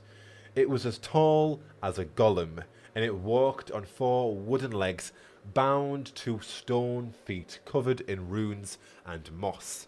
Its body was stone covered in vines, and 2 great wooden arms rose up, each ending in a blade of thick metal whose edges glowed with lyrium.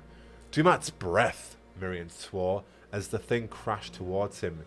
He readied another spell, but Strife's hand slapped his shoulder. "No magic! It's a forest guardian!" Is that the thing that they could sense in the third? I think that's probably the thing. Yeah, that sounds like it. The elf pulled him back, and then they both gave ground, stumbling. The chain snagged on a root, and Mirian fell, landing on his back. Beside him, Strife swayed where he stood, but his hands were steady as he held them up before the thing. "Andaran Atashan, Andaran Atishan. Damn it! This is supposed to work!" Another arrow sank into the tree beside Mirian, and he glared at the Huntmaster downstream, then back at the Forest Guardian. "I can't fight it without magic." The Kunari warriors were closing in now. Before long, they'd have Mirian and Strife cut off from any retreat.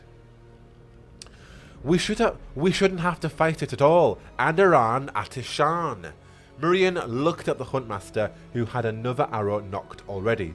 "Perhaps we don't have to." He yanked the chain free, grabbed Strife, and pulled him to the left, putting the massive Forest Guardian between them and the Huntmaster.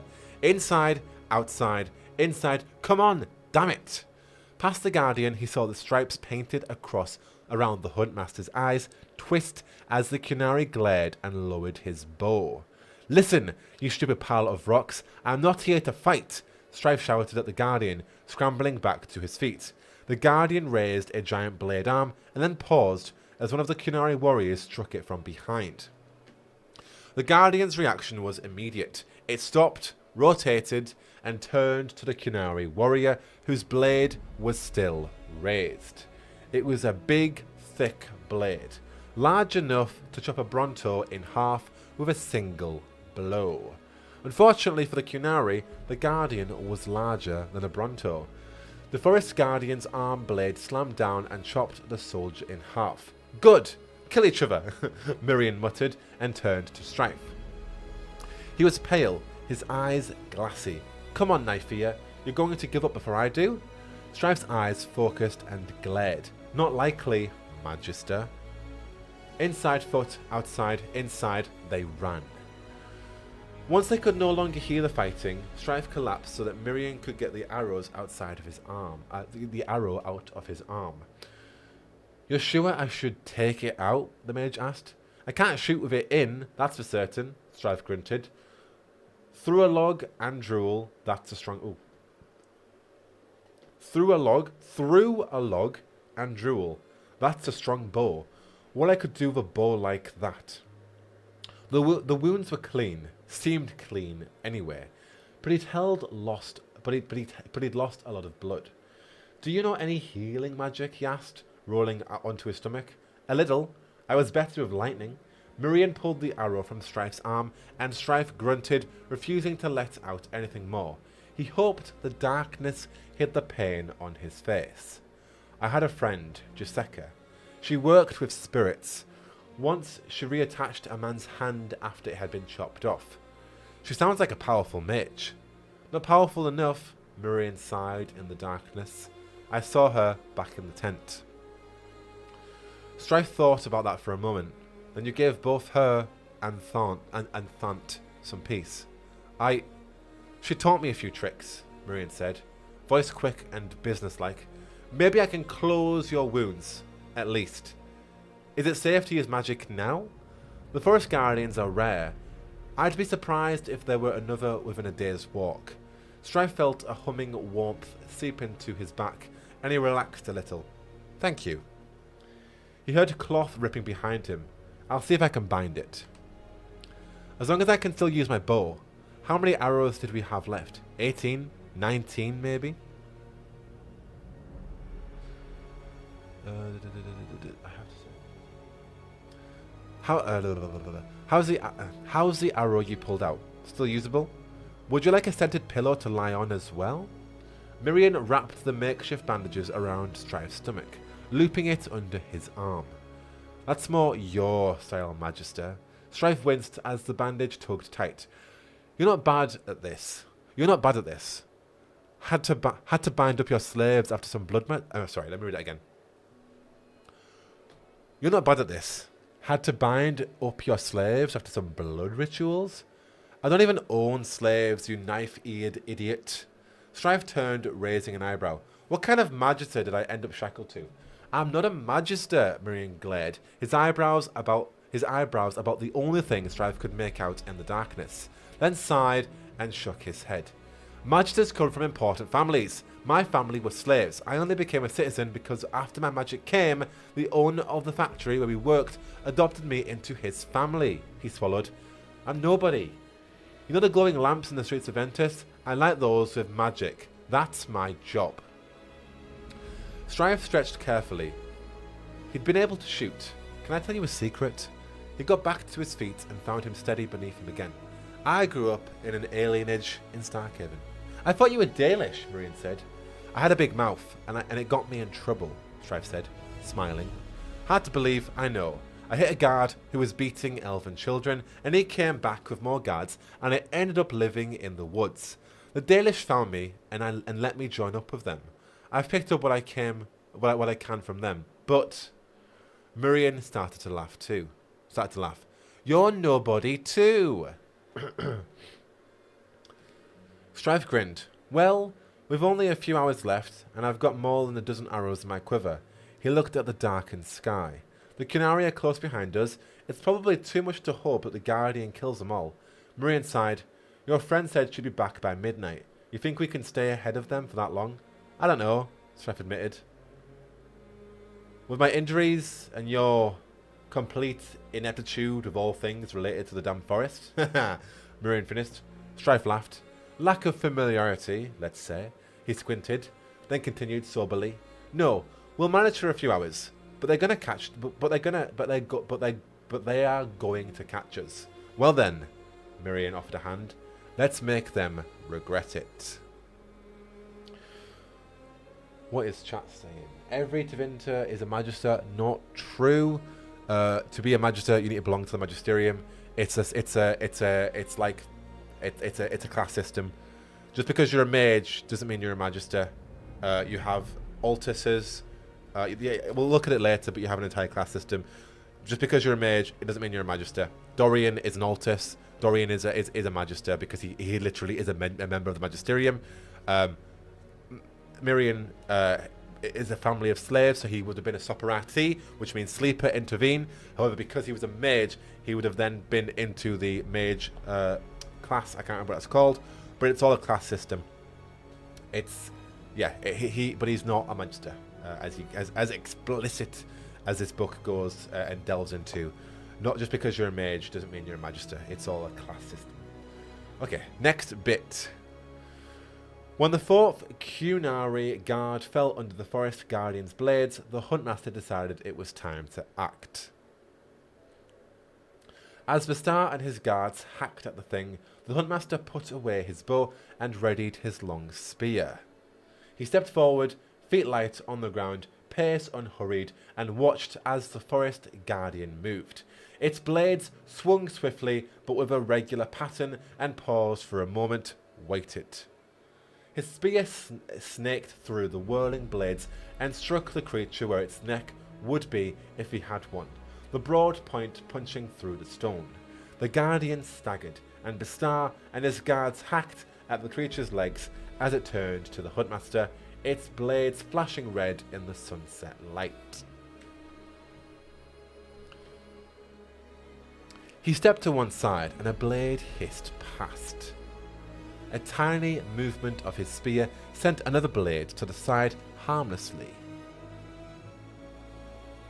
Then he struck again, lunging in with the full force of his weight behind his thrust. His spear punched through the hole left by his first strike, and the guardian shuddered. Whatever magic inside the creature that gave it life, his spear had struck, and the guardian collapsed, arm blades still twitching. The idiot guards kept hacking at them. Enough, the huntmaster snapped.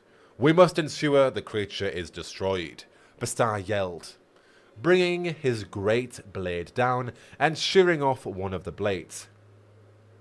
The huntmaster stalked forward and grabbed Bastar by the shoulder.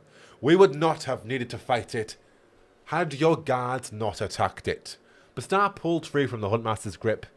It is an unnatural beast. It is a waste of our time. The huntmaster stared at the log where the mage and the archer had taken cover. This creature is unknown to the Qun, and our quarry has gone deeper into the forest. He shook his head. We should let them go. What? Why? The huntmaster turned to Bastar, whose face was a mask of outrage. This is a flawed hunt. This is too much we do not understand. There is too much we do not understand. What do you need to understand? Bastar pointed at where the mage and archer had fled. They are Bass. My Bass. You hunt them, we kill them. One is an elf, the huntmaster corrected. He treads lightly in this forest, despite being captured in the city. This forest carries old magic we do not know, but the elf knows it. We should come back with more guards, plus a shard, who are better in the woods. Vashahidan. Bastar whipped grim from his great blade. As long as I command the prison workers, you answer to me. One of the guards, there was only 7 left, stood before them awkwardly, and he turned and snapped. What? Bastar, the guard said. Bastar, the guard said hesitantly. One of our numbers is too injured to continue. He needs a healer.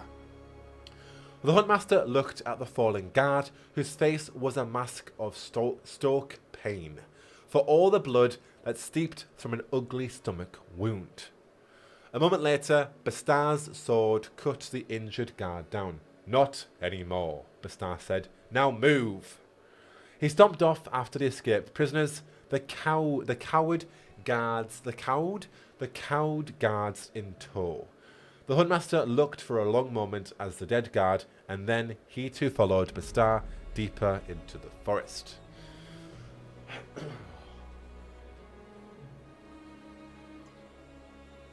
Ooh.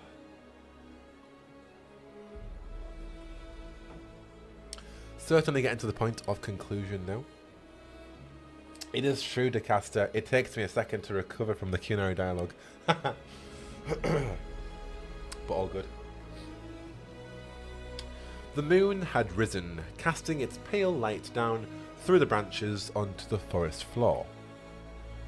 When Miriam and Strife heard the crash of footsteps in the distance behind them again. They had moved as quickly as they could, the now filthy chain catching on roots and rocks hidden by the darkness, but Strife's injuries slowed them down, and Miriam was too tired to push them any faster. At one point after he tripped, Strife had hauled them up, and they'd kept going with arms over each other's shoulders. Inside foot, outside, inside, outside. When do we turn and fight? Miriam asked, painting with effort. Just a little farther, Strife said. When you see a dead tree that looks like a pointed hand, head left. Got it. They kept moving. The crash of metal on branches grew louder behind them. If this were open ground, Miriam would probably be able to see them if he turned around. How long before they were seen? Ahead of them, through a clearing, a small hill loomed, perhaps 10 feet high, mossy and steep. Just in front of it, a fallen tree jutted out. Its twisting branches looked uncannily like grasping fingers, with one pointing there. With one pointing there, Strife muttered, and Miriam turned to the left.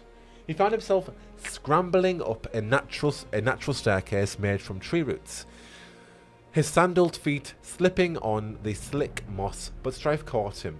In a moment, they were at the top of the hill Miriam had seen before. They now looked down at the path where they had just come from. Now we stand and fight, Strife said. Miriam nodded. I doubt the Cunari will see the steps in the darkness. Vir Adalen, Strife said, and grinned, his teeth flashing white in the moonlight. Way of the woods.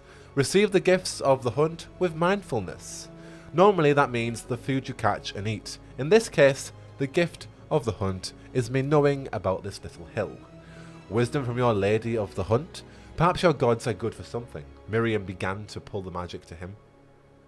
It came in fast and strong, with no hint of the danger he'd felt before the Forest Guardian had come. In his best aristocratic accent, he added, I'll make a note to have them slave apologies for doubting her. I'll make a note to have my slaves apologize for doubting her. Strife laughed beside him and knocked an arrow. You're not so bad, Magister. Same to you, Knife Ear. The Cunari came into the clearing, and Strife let his first arrow fly. It sank into a guard's shoulder, and he howled in pain and staggered back. Miriam let his magic loose, and lightning snacked out, catching a pair of Cunari who collapsed, shaking. An arrow hissed past his cheek, and he ducked back, dimly catching a glimpse of the Huntmaster at the edge of the woods. Strife already had another arrow out and flying, and then another, his hands blurring as he loosened his shots. Guards came forward, roaring in anger and pain. Some of them fell, but not enough. Miriam focused, and a cloud wreathing in lightning flickered into existence at the base of the hill. The Cunari inside cried out as tendrils of light coiled around them, and Strife sent another tumbling to the ground, an arrow in his throat. Then a meaty hand came over the lip of the hilltop, just inches from Miriam's face. He leaped back into surprise, then staggered as a jagged impact slammed into him, and he looked down to see blood seeping from his right arm, where an arrow had grazed him. The hand pulled, and Bastar came up over the edge. In his other hand, he held his massive axe. Bash! Bass! He roared. smiling savagely, and ripped Strife's bow from his grasp with a backhanded blow that left Strife on the ground, stunned or worse. You led us a good chase, but now you see that none escape the Antam. It was done. Mirian kneeled down to Strife, who was curled up and unmoving.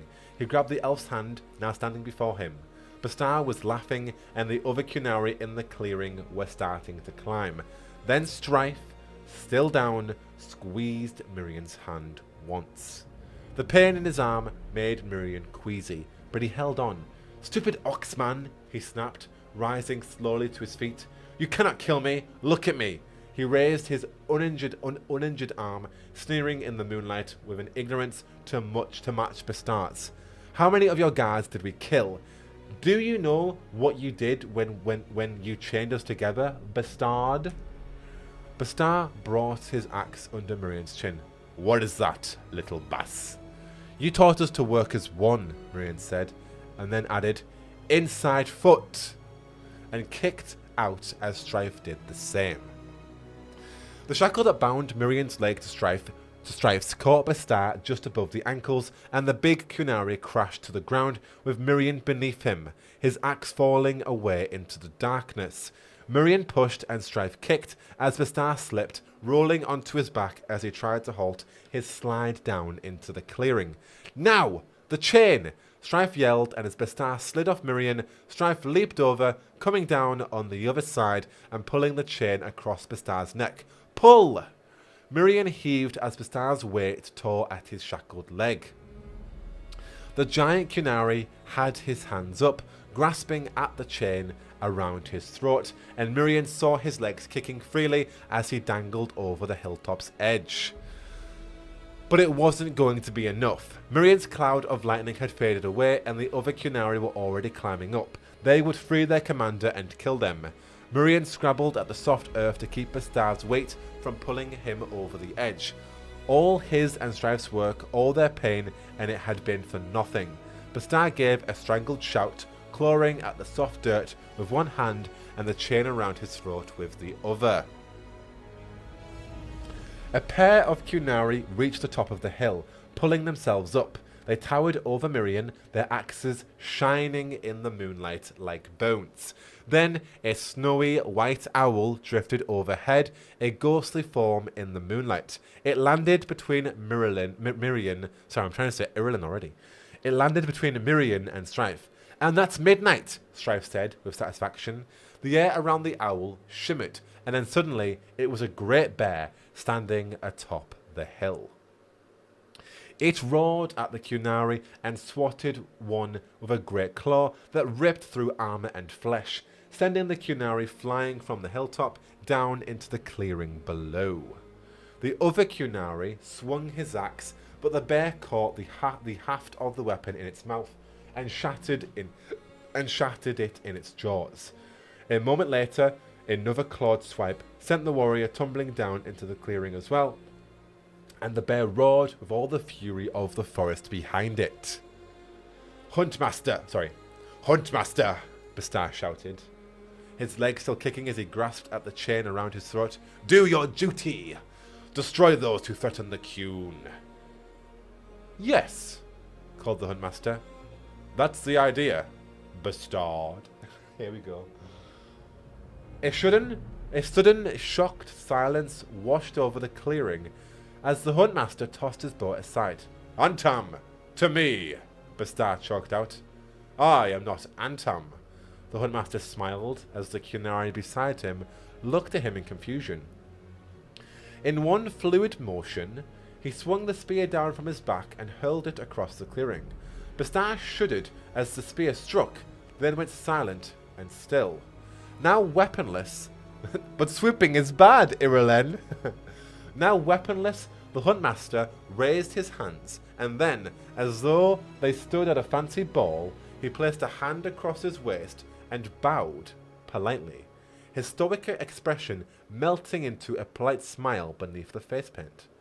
I am Sarbarak of the Ben Hasrif," he said, and the other Qunari scrambled away, turning their backs on Miriam and Strife and the bear as though he was suddenly the greatest threat. I heard rumours, he said, walking forward and looking to the Qunari in the clearing, that the Yantam who took Ventus did not act in accordance with the Qun. He sounded disappointed. Some of the Bass now call us monsters. He gestured up at Miriam and the others on the hilltop. And they are not wrong. This is what threatens the Qun. Hassa Ebala Varad Nehara, he said as he pulled his spear from Bastar's body. For those I watch, of which I am one. He held his spear loosely, not raised, but ready if needed. The bear shimmered in the air and became Irulen, her fur and leather sparkling in the moonlight as she looked down at the Qunari. Go and live, Sarbarak of the Ben Hassareth, she said. This is not your place. Sarbarak nodded. He picked up his bow and raised it in a brief salute. I was better with the spear than I was with this. Seems like a good shot to me, Strife called back, holding his injured stomach. I was aiming for your arm. Sarbarak grinned and placed the great bow carefully back on the ground. Good luck. What a lad. He stepped back into the forest with a stern look at the other Qunari, and they followed him, heads down and shoulders bowed. In moments, the clearing held only Miriam, Strife, Irulen, and Bastar's corpse. Strife shuffled forward and lifted his leg, and with a groaning clank of metal, Bastar's body slid free and tumbled down the steep slope to crash at the bottom. Cut it a little close, lass. She gave... you know what, I probably should try that in Scottish. Cut it a little close, lass. That was alright, actually. She gave him a look. It's at least 2 hours before midnight. You're lucky I came at all. Strife laughed. Fair enough. I don't suppose you remembered to bring the lockpick. I was in a hurry, she shrugged. We can still cut we can still cut the human's foot off. Miriam blanked. But Strife just laughed again. Maybe I can shoot it off with the bow he left me. As though you could even draw that thing, Irulen said, rolling her eyes. It's as tall as you are. It may require a bit of practice, Strife said, and limped over to Bastar's massive axe. He lifted it in both hands. This will do, for now then. Miriam, you're going to want to stay very, very still. Miriam lay back, trying to ignore the throbbing of his injured arm. Not a problem. It took 3 great blows, of each of which sent painful reverberations up Miriam's leg, but finally, the bolt on his shackle snapped. Strife staggered back, the shackle trailing behind him and rattling in the grass. He dropped the axe and stretched out his back. Ah, finally. Thank you, Amber. I appreciate that. Thank you, Jordan. Miriam stretched his leg, shaking the broken shackles free. Try not to miss me too much. Strife laughed. I think I've gotten my exercise for the day. Irulen, if you wouldn't mind making camp, we can rest up, then head back to the clan in the morning. What about him? Irulen asked, pointing at Miriam. I know. This isn't my place either. Miriam waved it away. Let me get my arm bandaged and a night's rest, and I'll be on my way. Strife clapped him on the shoulder, the one without the injured arm. You're right, Shem. This isn't your place. But then, once upon a time, it wasn't mine either. Aww. Miriam smiled up at the older elf hesitantly.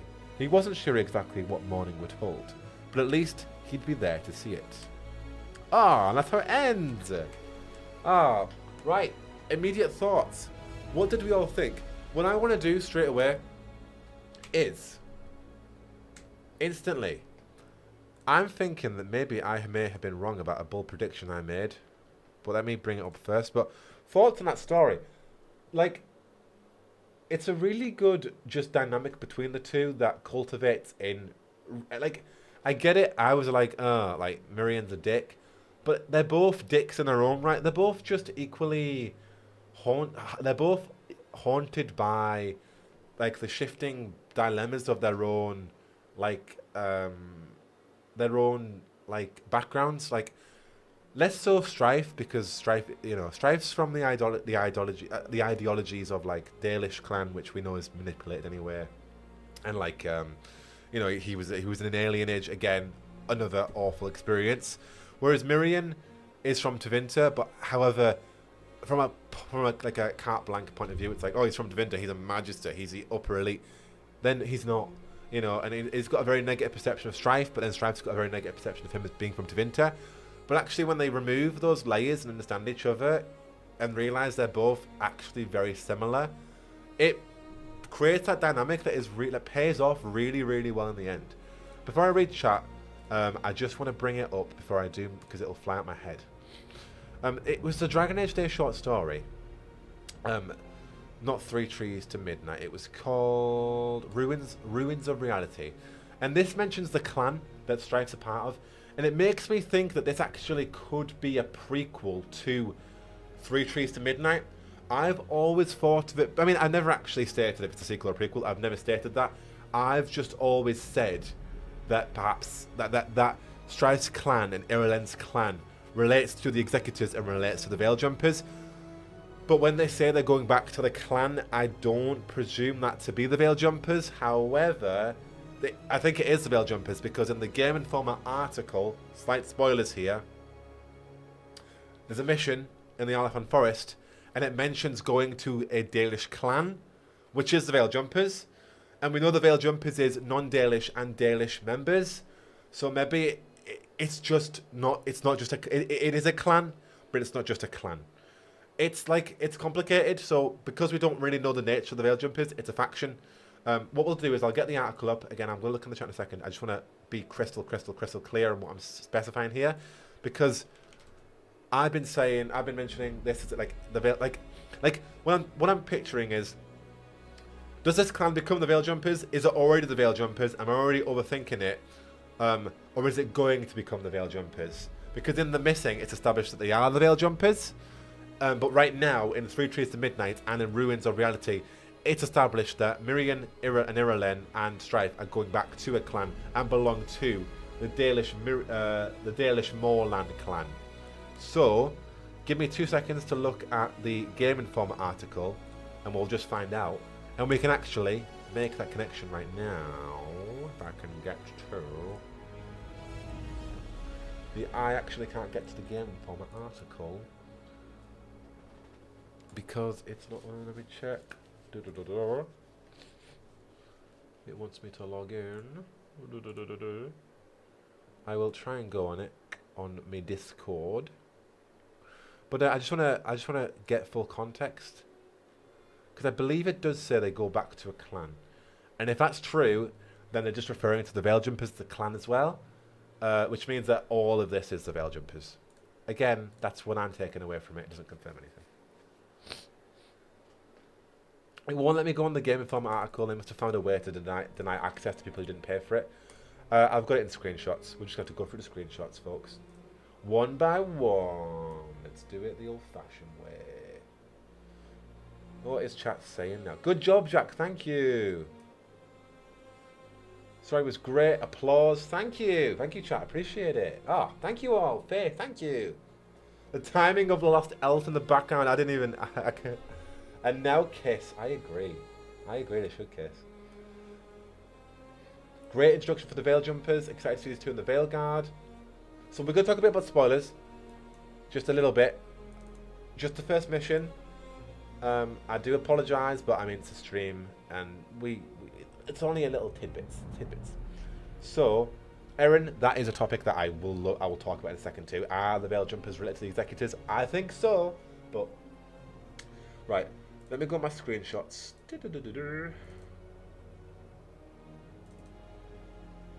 Thank you, Emily. I appreciate it. It means a lot. It really does. I could not care for my voice, so I appreciate that people actually like it. I don't see the appeal, but I don't think anybody does see the appeal in their own voice. If they do, it's pretty narcissistic. No, that's a very strong word. But nobody likes their own voice, so I appreciate that people actually do like my voice.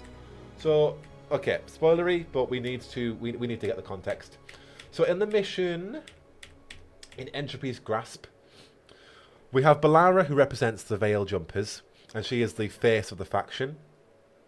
And so when we go into the Alafan Forest after we go to the lighthouse, and after Varric disappears for some reasoning, and we get introduced to our hub, we then go straight away. We use Solas's Alluvion to go back to the Alafan Forest, to go back to the ritual site. I can't remember the context why. Let me find out.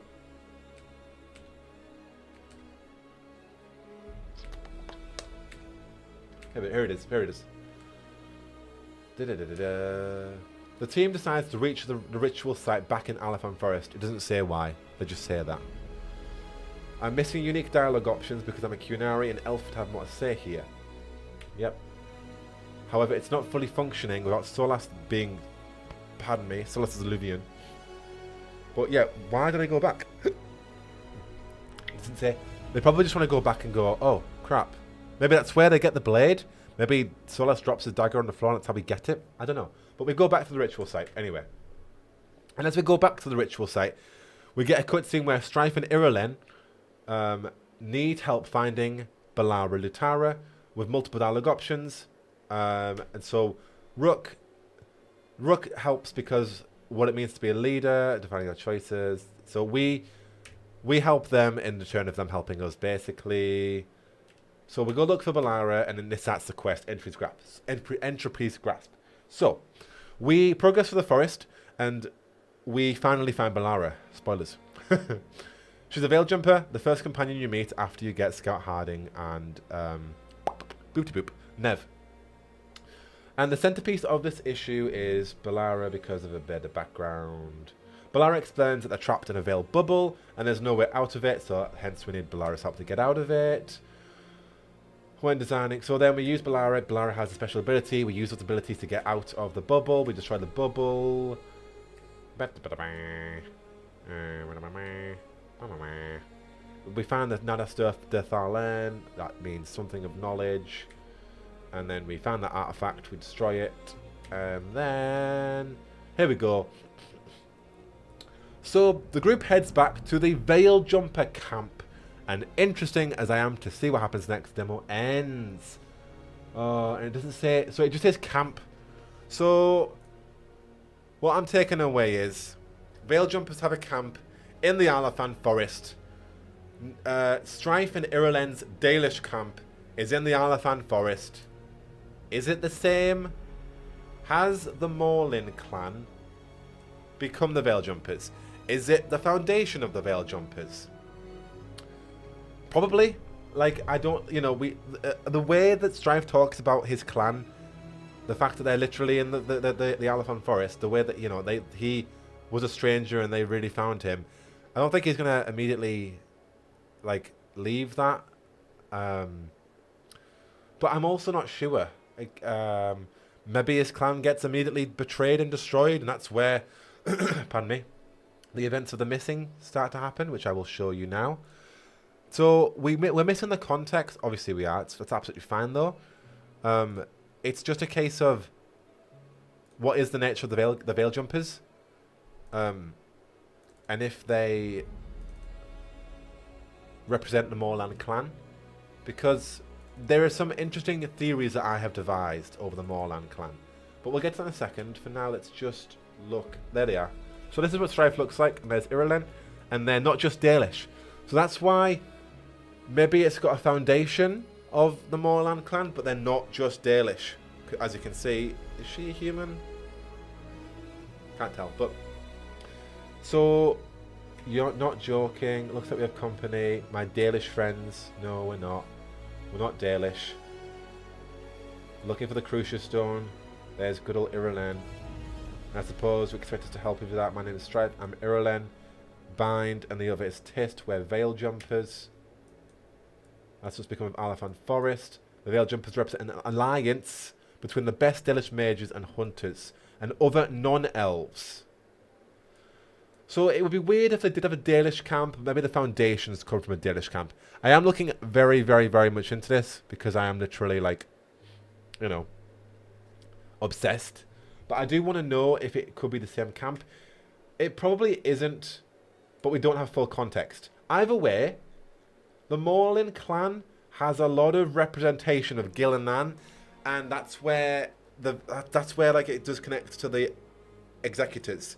Because first of all, the Veil Jumpers have floating triangles, and so do the executors.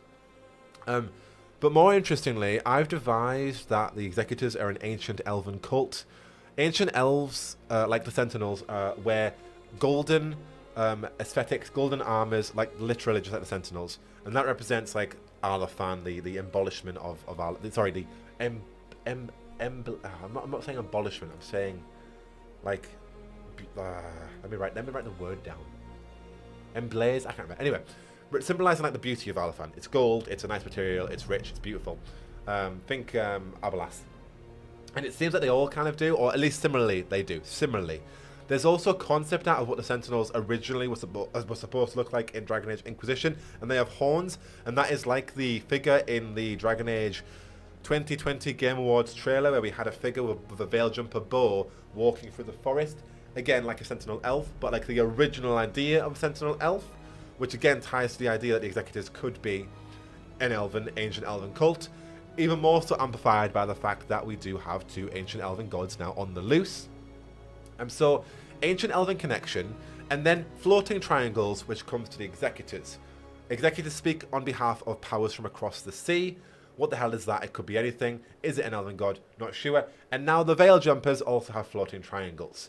And now the Moorland clan, which Strife belongs to, bearing in mind Strife is a Veil Jumper, and Strife has a cloak. Before we knew he was a Veil Jumper, we thought this was an executor cloak, has his floating triangles, but that literally, and I'm sorry if I'm going down a rabbit hole, but that's what you expect, that literally is the executor logo right there. That literally is it. That a line drawn through it with a triangle.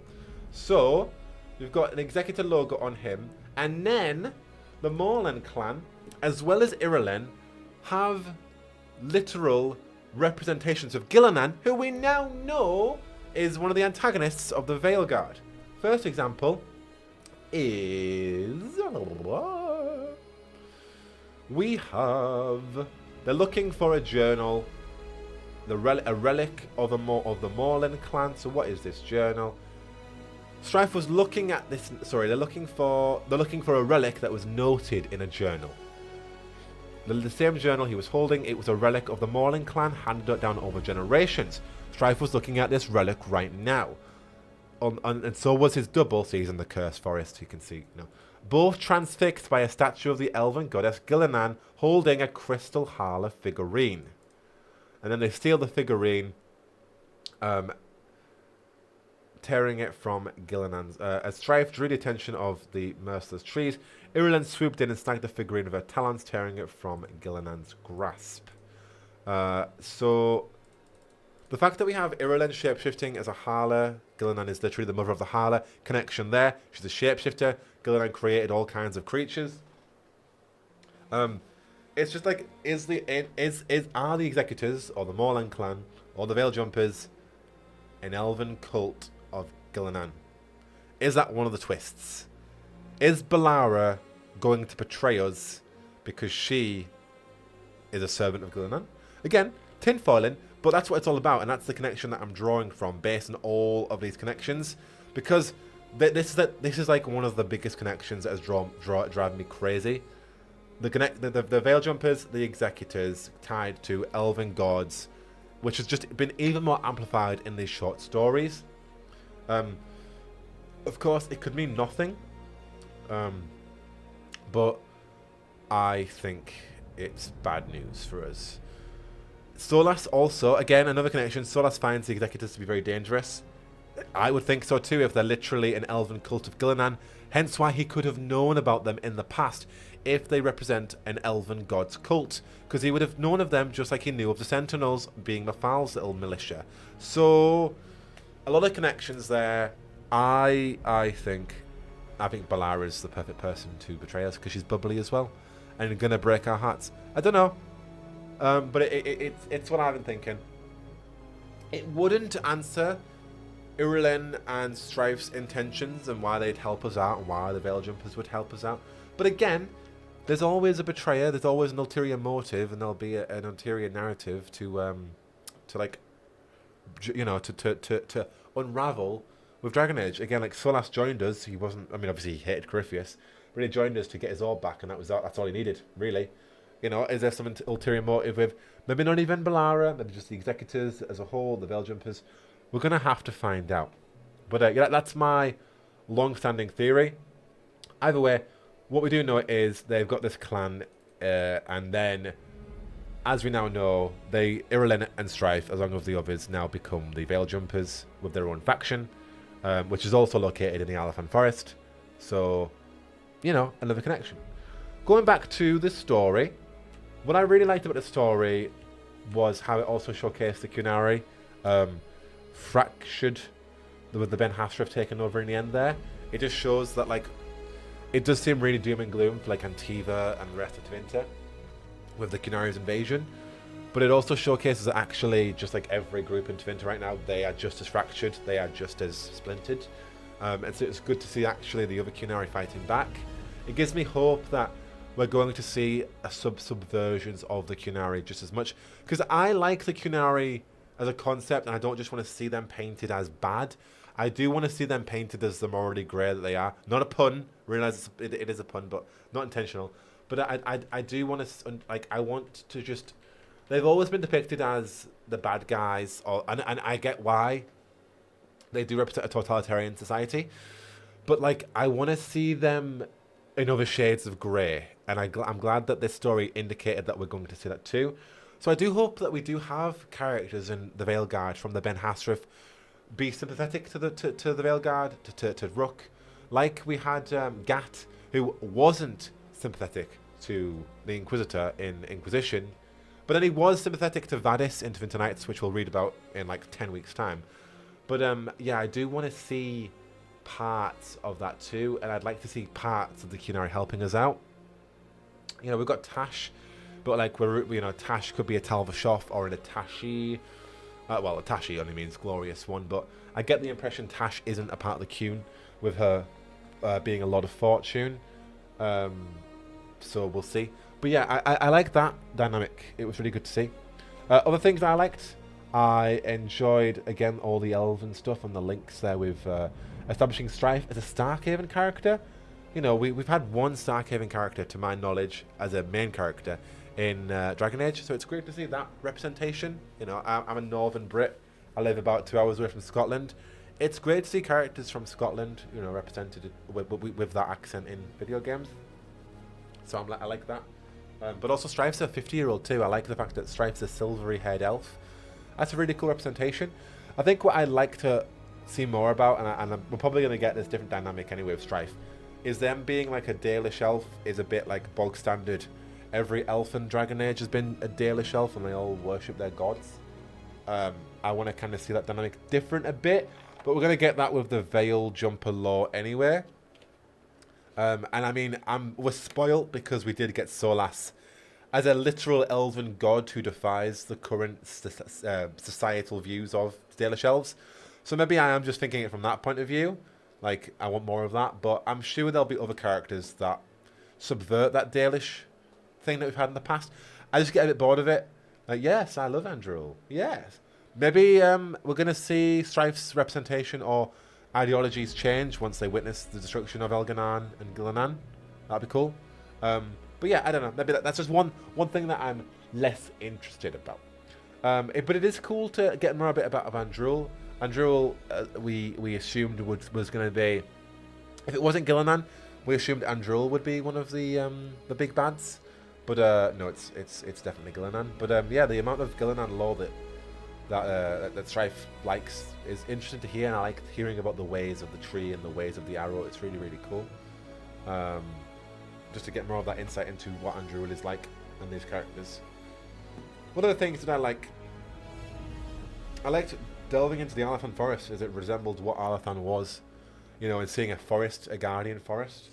I can imagine just us, you know, probably in a linear kind of mission. being like, oh yeah, right, we're all, you know, we're traversing through the Elephant Forest, and like it earthquakes happen and things go on, and then suddenly we see a guardian. Regal Giant, this is not the time for those conversations. We're talking about just Tevinter Nights. We can talk about other things later on, but this is just a book club. I really want to just focus on the book. If that's all right, can we please just focus on the book and your thoughts?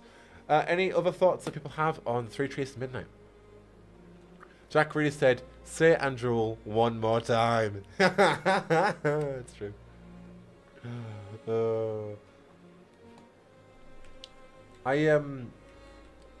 One thing to notice is... What is one thing to notice? Yeah, talking about Miriam's... we were talking about it beforehand. Sola's phone. Ring, ring, ring. Jack, do you subscribe to Sarah being Andrew like Flemeth to my fault? No, I don't. She's definitely apart from herself, but I don't think she is Andrew. I think Andrew's probably dead at this point. I think Dragon Age needs to wrap up in the next game. We've got 2 Elven Gods left. Let's say 5 of the others were dead because of the Blights and the Old Gods being the Elven Gods. So then I think the final Dragon Age game, Dragon Age 5, will just be Mafal or a Titan or a big Broodmother. But no, I don't think she's Andrew. I think she is apart from herself because all the elves are.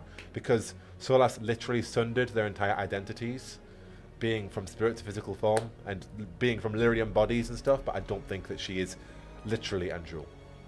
Could be wrong though. Yeah, touching on the Miriam is a Magister, the conversation we had before. So Tevinter has its entire working class system.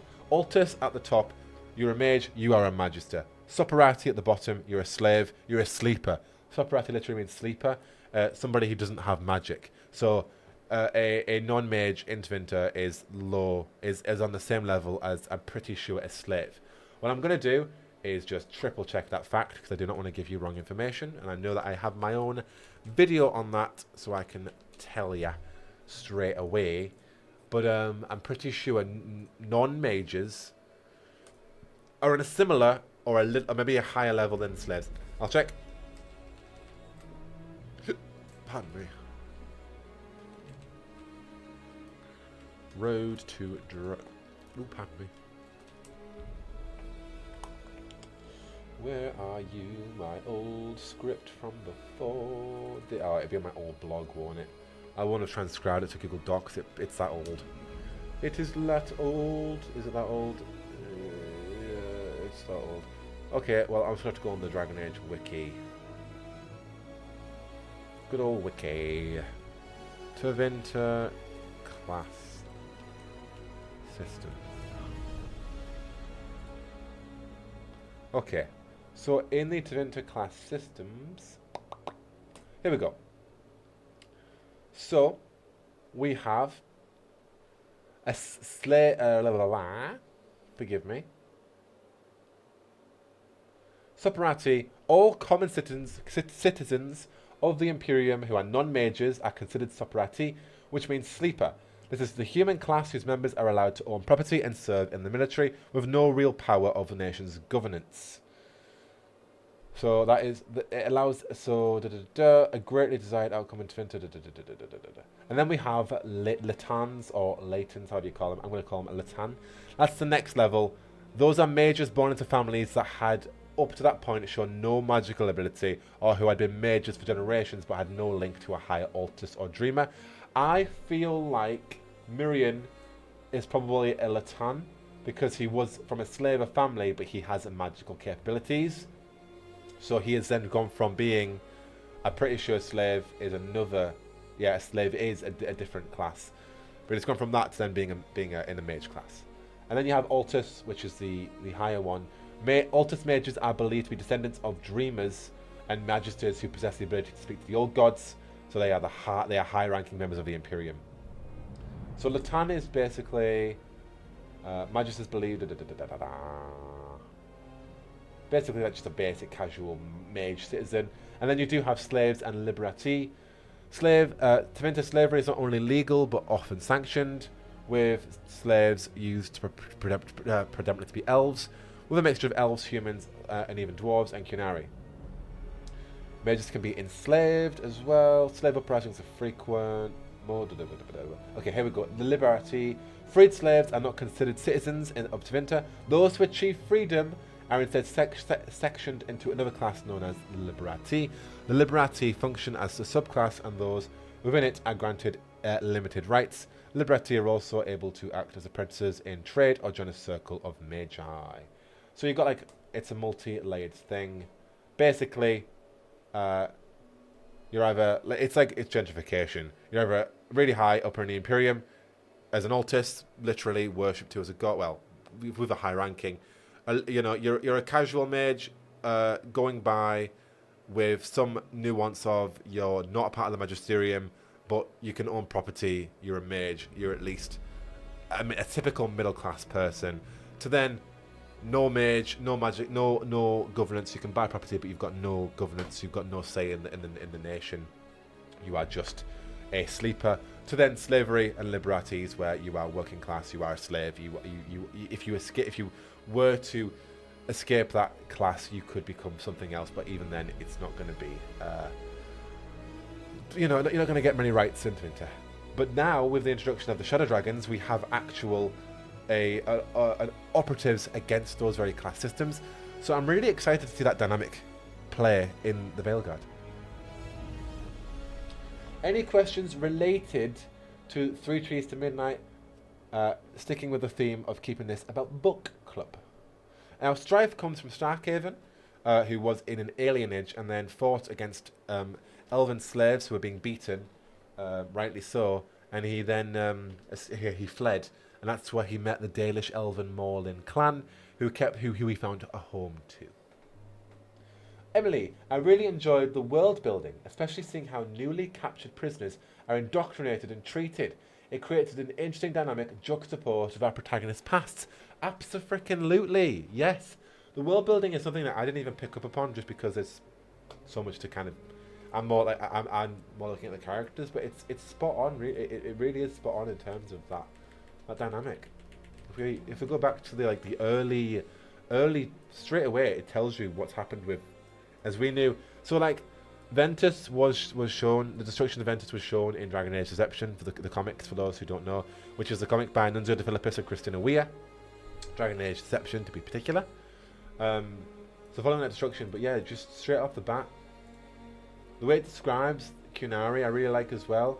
The way it describes tranquility, without saying it's tranquility until later on, I really appreciated. I haven't read this, obviously, as not a Dragon Age fan, but it does allow you to understand it a lot easier in terms of what the Qunari are, what's going on. Obviously, it's highly law, it's highly, from a high law point of view, but the way it's written from good old Weeks does help you understand the terms a lot more and build the world a lot easier. And I loved the world building of the Arlathan Forest, explaining that this was the Arlathan that used to be, the spirits lingering there. It sounds deadly, obviously, because it's cursed. What else have we got, chat? It's true, Cherry, yeah, it's like Roman social systems. It's based on the Roman Empire as well as more so the Ottoman Empire too.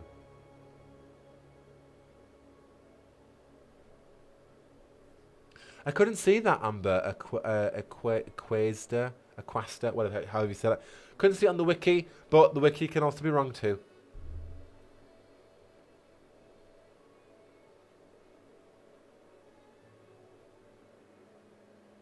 So everything Jack is explaining, was that one of the main points of this chapter to show how Mirian and Strife can relate to each other? I think so.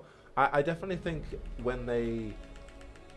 Because Strife doesn't like authority, that is punching down, which he absolutely shouldn't. He's absolutely just to that.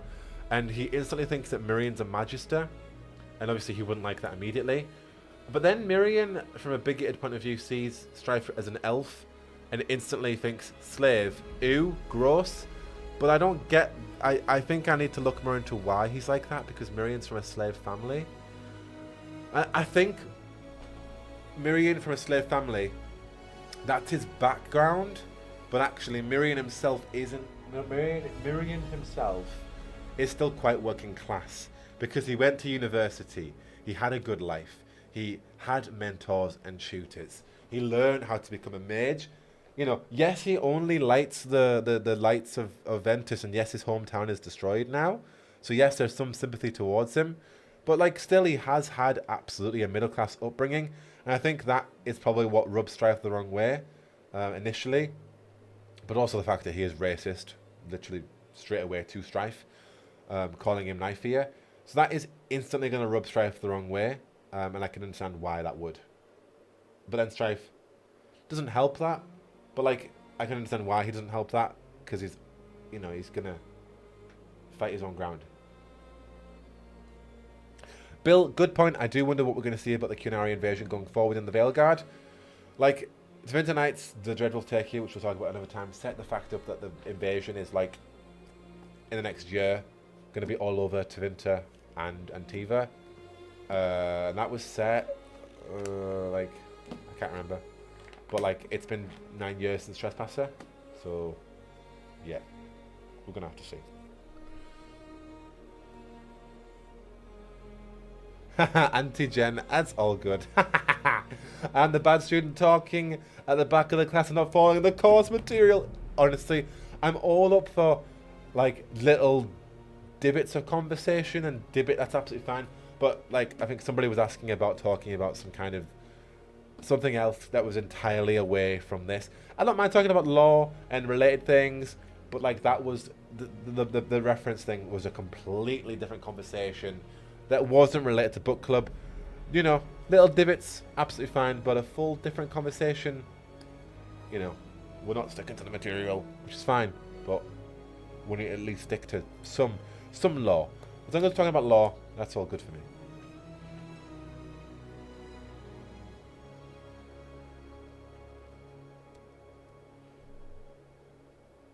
It's 3 trees to midnight the first time we see this weird brown glop that I used to make mages effectively tranquil. Good question, DeCaster. I don't know. Maybe it might have been seen in Dragon Age 2, but see, we had Sarkamek in Dragon Age 2, but then Sarkamek is different to Kamek. So what is the difference? That's my question. Sarkamek. I have not spelt that right in the slightest. Sarkamek. Kamek. It was also in one of the comics, Dragon Age: Those Who Speak. So no, it was introduced in Dragon Age 2. Sarkamek, but then they just call it Kamek.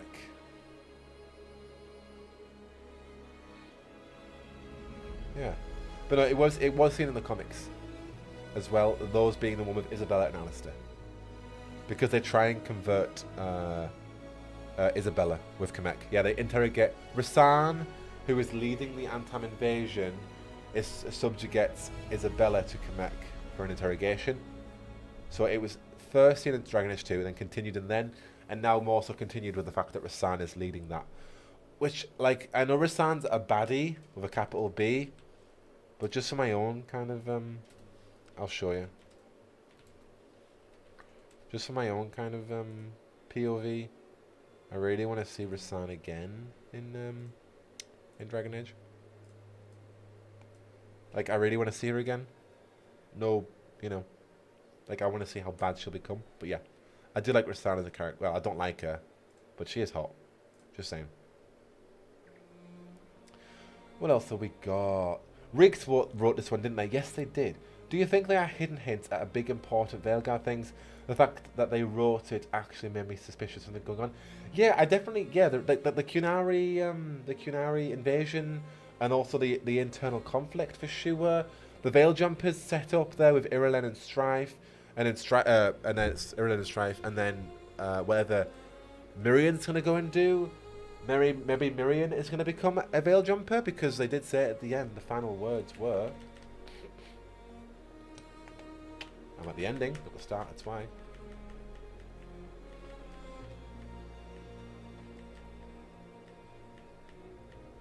The final words were, "This isn't your place, but once upon a time it wasn't mine either," indicating that it could become Mirian's too. So maybe Mirian will become a Veil Jumper. Maybe.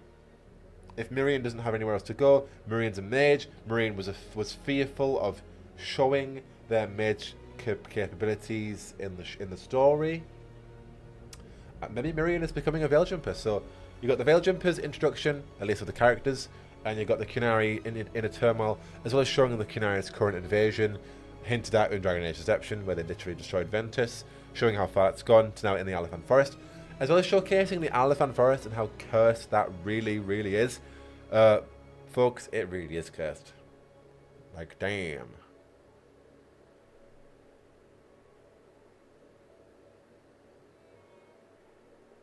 Also true to Caster, yes. It shows something about Mirian's backstory that makes him hateful towards Strife.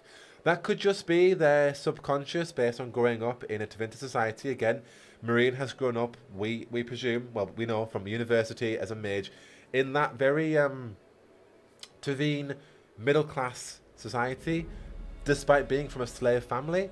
So subconsciously they'll have some unconscious biases towards elves, clearly, and slaves.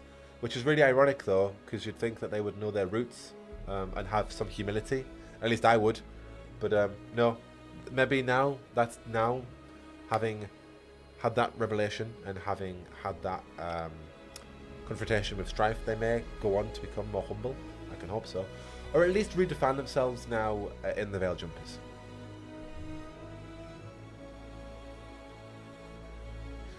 Erin probably acts that way because of what's expected of him. Also true, he is a mage after all. You know, if you think around going, thinking that you are better than everybody, subconsciously, that is going to be something that you're going to grow up with, and it's going to be a subconscious thing to get out of when you're not in Tevinter. What you're going from, like, being in this upper class society, even though he was only doing the lights, to then being encaged, in a cage by the Qunari. You don't go against social norms, exactly. Oh, Justin, good question. I'm interested to see who voice acts Strife. David Tennant! I would love that. Can you imagine? I would love that. He's a product of his own environment, it's true. And it doesn't excuse his behaviour, which he actually changes at the end of it, but it does explain it. So we can't... I don't sympathise with it. I don't like it. But that's why he is, or was, the way he was. And at least in the end here, they both come to an understanding. And they call each other Magister and Nyphia endearingly. Endearingly racist, or endearingly, you know, coming full circle to understanding each other. That he's from a slave family, Strife from a Dalish clan. Or from a alienage and then a Dalish clan.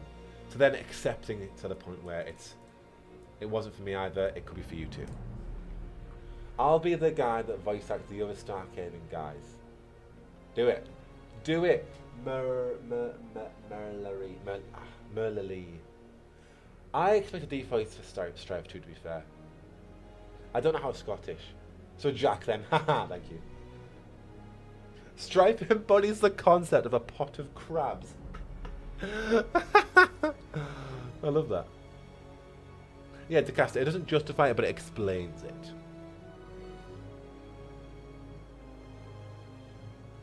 Jack voices Strive. Oh no. I want to voice act the Jackdaw, but BioWare have not reached out to me. Like, what's going on? They create a character called the Jackdaw, and they don't even hit me up. You know? Jack's Kuhn voice for Strife. Whoa. Flippin' heck. Nailed it. It's true. Any other takeaways on Tevinter Nights? On 3 Trees to Midnight. We've got the class systems at play. We've got, you know, ideologies making their way into these characters, which then shapes them and then they change. We've got the Alephan Forest as it's depthfully uncovered in its cursed nature. The unknown presence lingering, which then we think was a guardian, forest guardian, and then it reveals itself, which is going to be fun boss battles. They were also in Dragon Age The Missing, I'll show ya. Come on, Jack, drop the octave, embrace your inner strife. What, like a deep Qunari strife? Well, now you're friends with Rook, right? Well, I wouldn't say friends. I'd like to say, because I don't want to have a parasocial relationship. Well, let me just show you. This is the Forest Guardian in the... No, this is the Vaterol. The Guardian of the Temple, the Vaterol. He looks grumpy. He does look grumpy, doesn't he, Varric? I wouldn't say friends. I would say mutuals, because we do follow each other on Twitter. Rook, the voice actor, has been watching my videos this entire time while recording, which has been amazing. And I'm going to talk about it in my next video anyway. But it is deeply humbling that I have caught the ire of British masculine Rook voice. I will show you the tweet. Because... So I tweeted at Alex. Yo, Alex. So excited to hear you voice as my Rook, because I'm going to be self-inserting as my British Rook, not Inquisitor. And then Alex went, I want you to know that all this time I've been watching your theory videos the entire time through recording. So Rook has been watching me the entire time. It's scary. It's exciting. It's scary though. So, who knows? But yeah, you just follow me. Alex is following me, so if Alex is watching this right now and you want to do an interview, hello, let's do it. I would love to interview you. But no, yeah, Rook has been watching the entire time, which is crazy. Yeah, we will finish Danny reading the books by the time of the Veilguard. So, are there 12 or 13 books? I believe it's 12. Let me count them. 1, 2, 3, 4. 1, 2, 3, 4, 5, 6, 7, 8, 9, 10, 11, 12, 13, 14. Oh, 15. Okay, I miscalculated. Give me a minute. 12. I miscalculated and thought there was only 12. So, I think there's 15. Ooh. It depends on when Veilguard releases. Right now, we don't know when it's going to release, so yes. But if it... 1, 2, 3, 4, 5, 6, 7, 8, 9, 10, 15.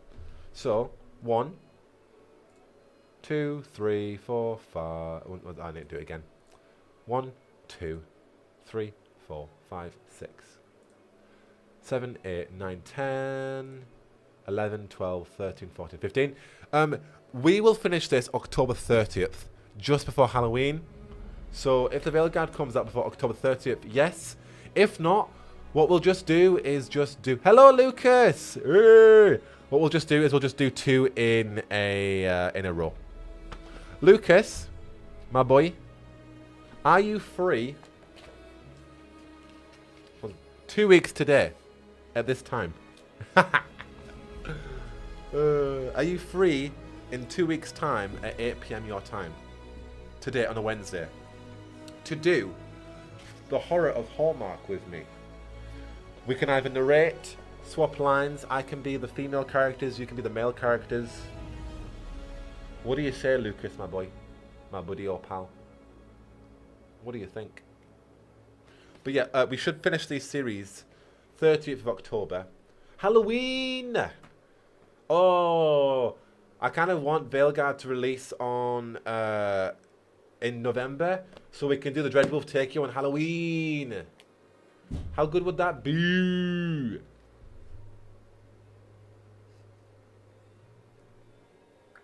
Auntie, yes. Oh, it's true.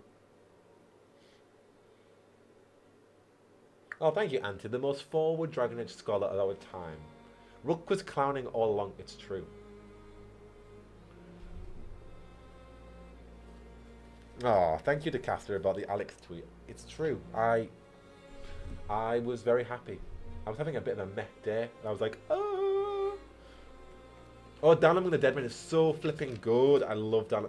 And we need to do... Oh, now, Lucas would be good for Down Among the Deadmen because it's like Navaran German accents. Oh, hell yeah. Okay. Now, the thing is, I want Lucas to do Horror of Hallmark because it was his personal favourite story. Let me know, Lucas. But I'll have you down for it. If not, it's okay because we can just do another story with you because we've got 15.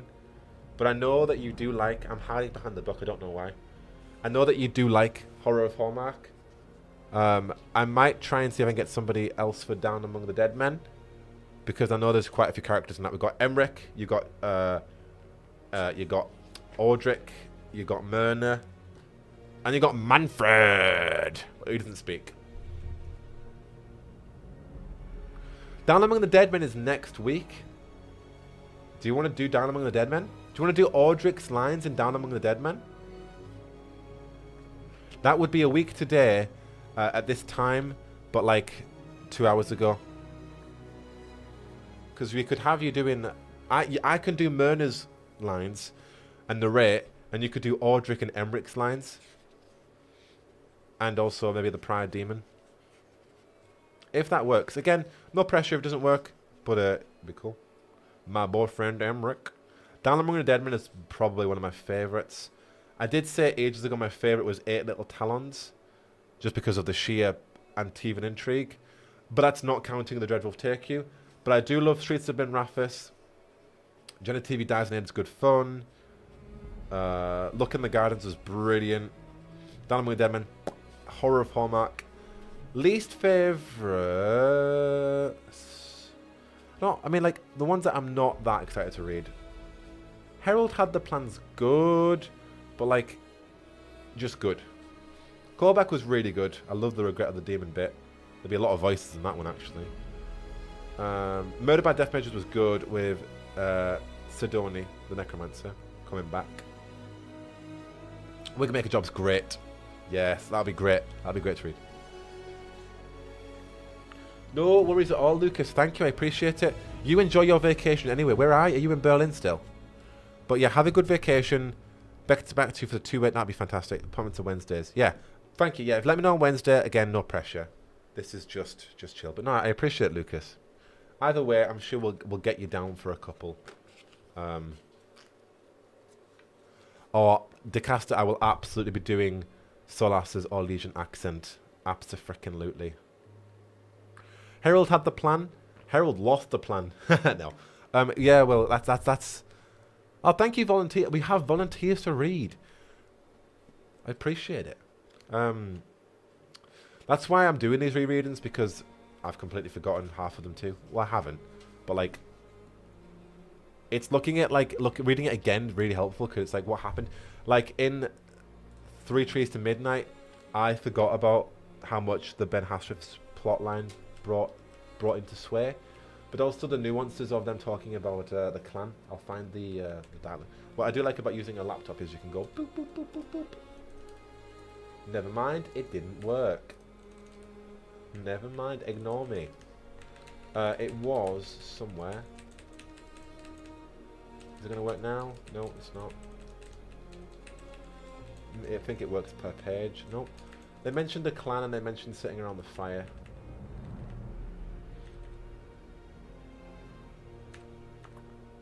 I'll find it.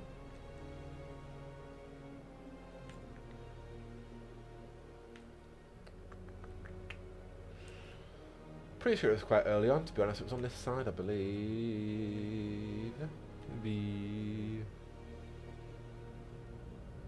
But it was only a weekend in Parliament, been back in the regional press work for a while now. Oh, good. Sorry, time like flies like that. I know you were only in Berlin for a short time, but my sense of timing is crap. Like, yeah. The days go so fast, but the weeks go so slow.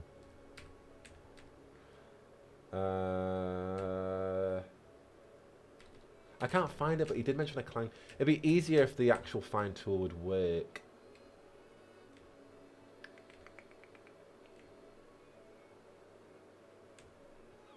It was when he went to get rid of him, and he was like, you know what, I'm not going to think about you soon because you're going to be gone.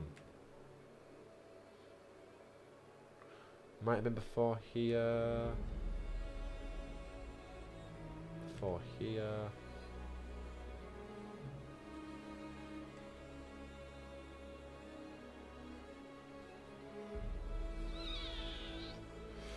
If I can't find it in a minute, I'm going to just forget about it, but...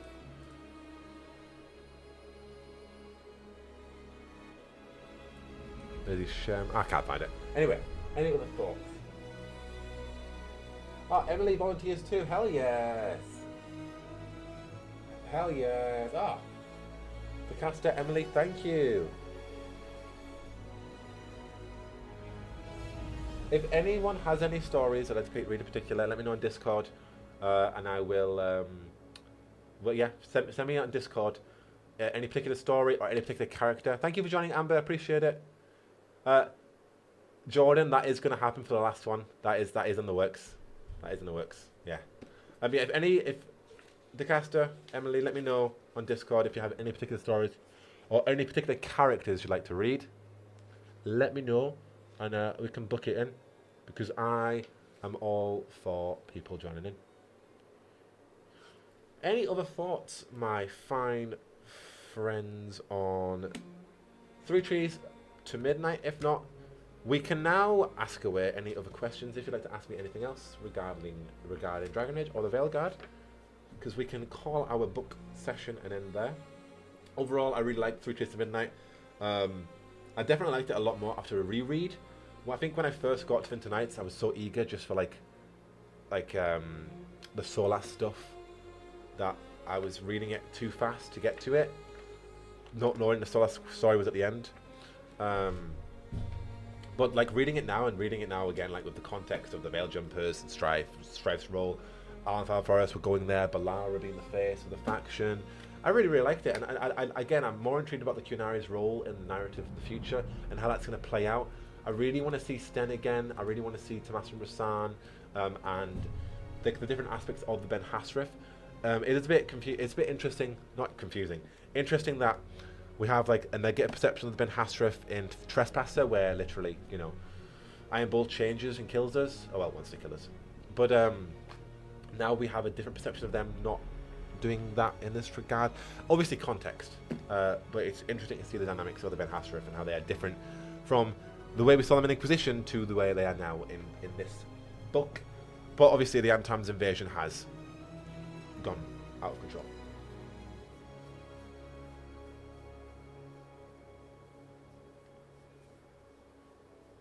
Thanks, Danny. I really appreciate it. Most welcome. Thank you again, Emily. Yeah, no, you are all so welcome. Honestly, I just love engaging with this community and anything I can do. I'm not really like, don't want to break your heart, I'm not really the kind of streamer who just wants to sit and like play a game and talk over you, or I don't know. I will do that for Veilguard because people want me to, but I like talking with chat. I like engaging with chat, like on a very bigger level than just here's me playing a game. Look at me play this game. Look at me do these interactions. I like actually dissecting things. I like creating, like I prefer creating more content. I'm not saying that streaming isn't that, playing a game isn't that, but for me, my level of engagement with this fandom, the level of content I want to create, it's more interactive, it's more engaging than just, hey folks, should I choose this dialogue for Solas or should I not? And I know people like that, and I'll make it fun when I do a Veilguard stream or a Dragon Age Inquisition stream, and I know that you get that different content aspect from me anyway because I know everything about these games. But for me, I don't, in my own time, watch other streamers play video games because I find that personally boring. I'd rather play it myself. So because I don't find it interesting myself, I don't do that kind of content yet. So I prefer to do modest stuff. But of course, I will be doing, for my first ever streamed the Veilguard playthrough, I'm going to make it fun. I'm going to be doing a Taylor Swift, Dragon Age Taylor's version stream. So that means role-playing as Taylor Swift, creating a Taylor Swift character, following her lifestyle, and making it as fun as hell. Honestly, unapologetically being myself. I don't want to be like, I don't really care what people think about Taylor Swift in this fandom. I don't really care if people like it or don't like her. I like her. I love the dynamic I have with Dragon Age Taylor's version. That's unapologetically me being myself. So really, just being authentic. I don't really care if people don't like that. I want to do that because that's fun for me, and I want to create content that's fun for me. So I'm going to do that, and the people who like that will enjoy it. People who won't watch it, and that's fine. But like, I don't just want to, and I will be creating other playthroughs and streams, but I don't just want to do something just because I feel like I have to, or become a slave to it. That's where it becomes a chore and a job, and I don't want this to become that. I want it to be fun, and for me that's fun. So it's less about being externally referenced and what other people think I should do, more about what I want to do, and that is to be a Taylor Swift stream, and that means romancing the betrayer. So whoever's going to betray us, we're going to do it. Oh, a faction with Taylor Swift, be. Ooh. Well, she's fearless. She reflects every version of yourself as a mirror ball. I don't think she'd be a shadow dragon. I don't think she'd be a veil jumper. Then again, Evermore and Folklore are very folky vibes. But then again, thinking deeper, she's from America, from Pennsylvania specifically. However, was raised from the age of 7 in, what's that state called? Kentucky. Was it Kentucky? That's the thing, she is factionless as much as she is eraless. She defines every genre so far.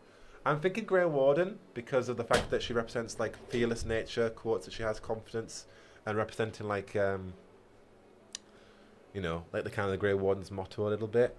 I think Grey Warden. I don't think a Shadow Dragon. I don't think a Lord of Fortune. I don't think a Morn Watch. I don't think a Veil Jumper, but maybe a little bit with the Fate Fantasy vibes, maybe a little bit. I don't.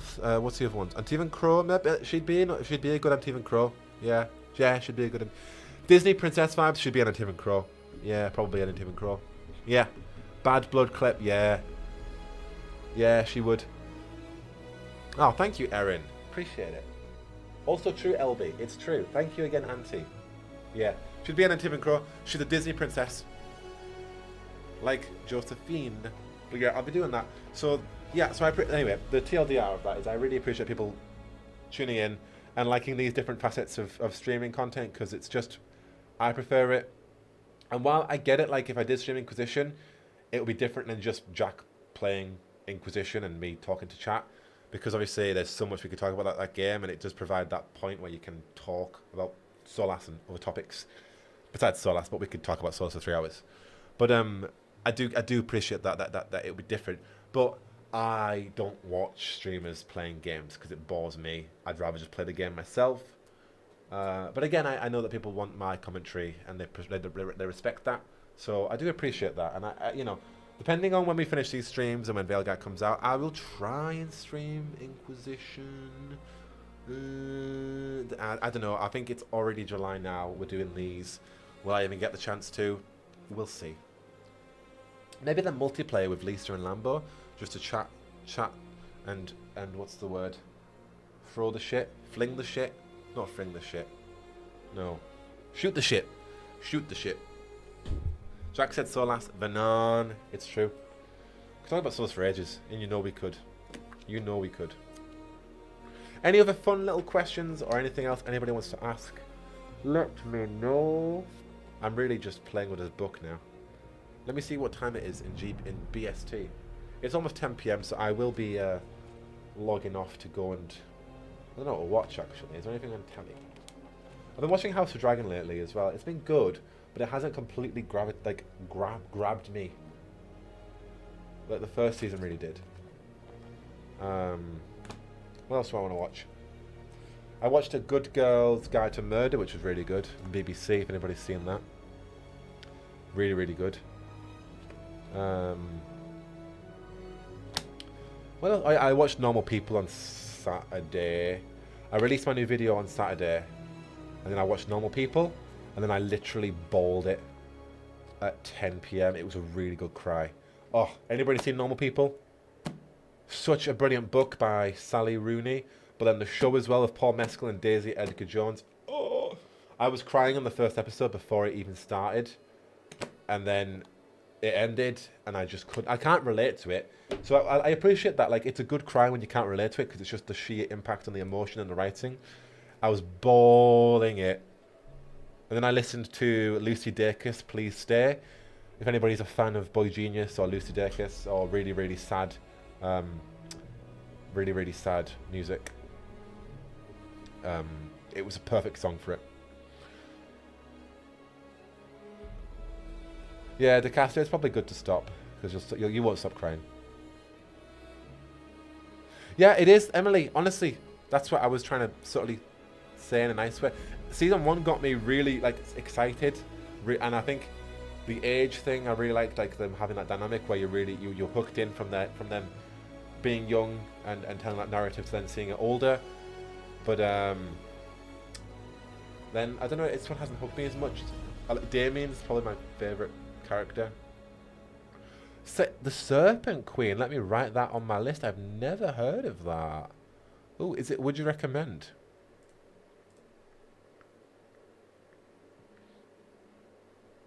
Let me write it in my own little personal Discord.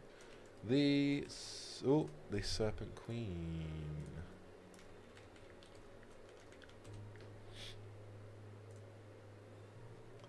If it made Jack cry, I'm definitely watching it. Watch it, but then you'll cry even harder. Jack needs a velvet robe to do story time. Oh, I need something, don't I? Oh, okay. Need a jacket on my shoulder. Wait there. Wait right there.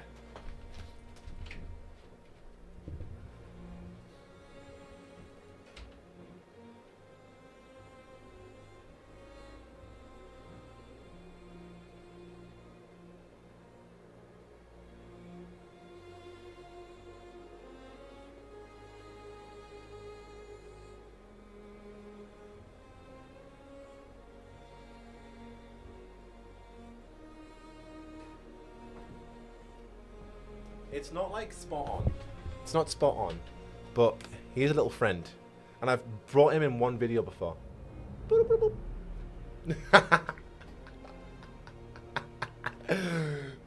Yeah, he's a crow, so I can't really put him on my shoulder. I'll show you the video that I did use him in. So I used to have a logo. Oh, you won't. I don't even know why I don't feature him actually. He is called Jackdaw. I've had him. My auntie gave him to me 6 years ago. I mean, I don't speak to her anymore. Long story. But, yeah. Thank you, Danny, for joining. Appreciate it. I will show you a video that I did quickly use it in. It was a video where I asked BioWare to hire me as a voice actor for Dragon Age. And that was just, what's he called? The Jackdaw character. Video is like, so old. 2019 it was made, but he's the only time I've used him. I don't even know why I don't have him in the background of the videos. But yeah, he's a cute little dude. He just sits in my living room, just chills, hangs about. But I will show you before we do log off a small little clip of where he was used. So the old logo I used to have a jackdaw bird on me, and it's cute. But then I was like, you know what, to replicate that in real life, bring the real dude in. Go for his ad first. No ads, nobody likes ads. Go away, ads. Right, okay. So, here's the video. I think I've got the artwork somewhere. Let me find it. Lucanus cosplay. I don't know if I could do, I'm not that. I don't think I could do Lucanus. I'm not. I don't think I have the stature, the figure for Lucanus, the mullet, the short king. I am 6 foot. I can do Doctor Who, Matt Smith. I can do Will Poulter characters, if anybody knows Will Poulter. I can do. I could get away with doing. I could do Cole. I could do. I probably couldn't do Alistair. I could try and do Alistair, but I'd need to wear contacts and I'd need a crown. I need to dye my hair a bit more blonde. But yeah, the best character I could get away with in Dragon Age would be Cole. So this was my old logo back in day. Cute little jackdaw bird there, just looking over. So I figured I'd do this.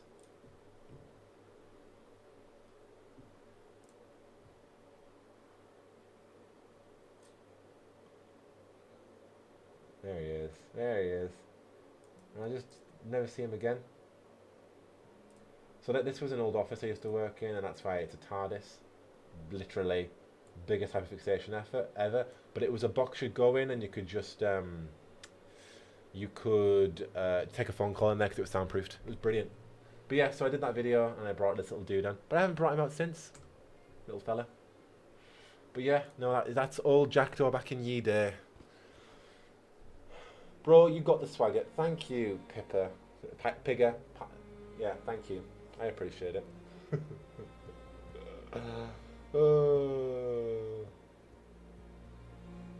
Remember the logo? Yeah, everybody remembers the logo. Yeah, it was a good logo. I just feel like I grew out of, I don't know, I one day, and I just felt like, I don't know, maybe they're a bit too childish. And that's why I changed to a boring little icon, which doesn't say anything. But yeah, I don't know. I have quite a few actually. I had this one. Oh no, ignore that. No, ignore that. I had this one, which was really cool. Back in Yeed. Again, this was like 2016. Not shaken, just nerd, and it was Andromeda. And then I had this one. And then we had this one. I don't actually have blue eyes. That's the thing. I have green eyes. And then I had. Oh no, yeah, ignore that as well. Ignore that. Yeah, ignore that. That's just some brood mother stuff. And now I have this one, which I really like. Inquisitor. I think I will keep that even when we do have the Veilguard, just because I like the legacy of my Inquisitor. Inquisition, just what it means to my channel. I started this channel in 2015, just after Trespasser. So it kind of just resonates with me a lot. But also my Inquisitor is one of my favourite characters as well in fiction. I really like them a lot. Broom of a jump scare. Yeah, it was deliberate. It was deliberate. I didn't. I was only. Yeah. But yeah, I don't know. We'll see it closer to the time. Maybe my Rook might be better. But I just like the style of this. Also resembling Dragon Age Keep, which is disappearing. Just the legacy of my channel, I think, is really good. Anyway, getting ahead of ourselves. Decasted, what did you say? Did you say you had a question? If you had, what did you say? I think you said you had something.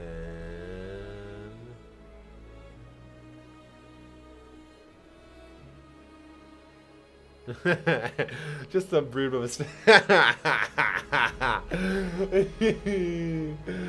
It's true. It's true. Oh man. I have lots of little bits of artwork that we've got this casual little egg. I don't even know what it is. It's like a folder from 2018.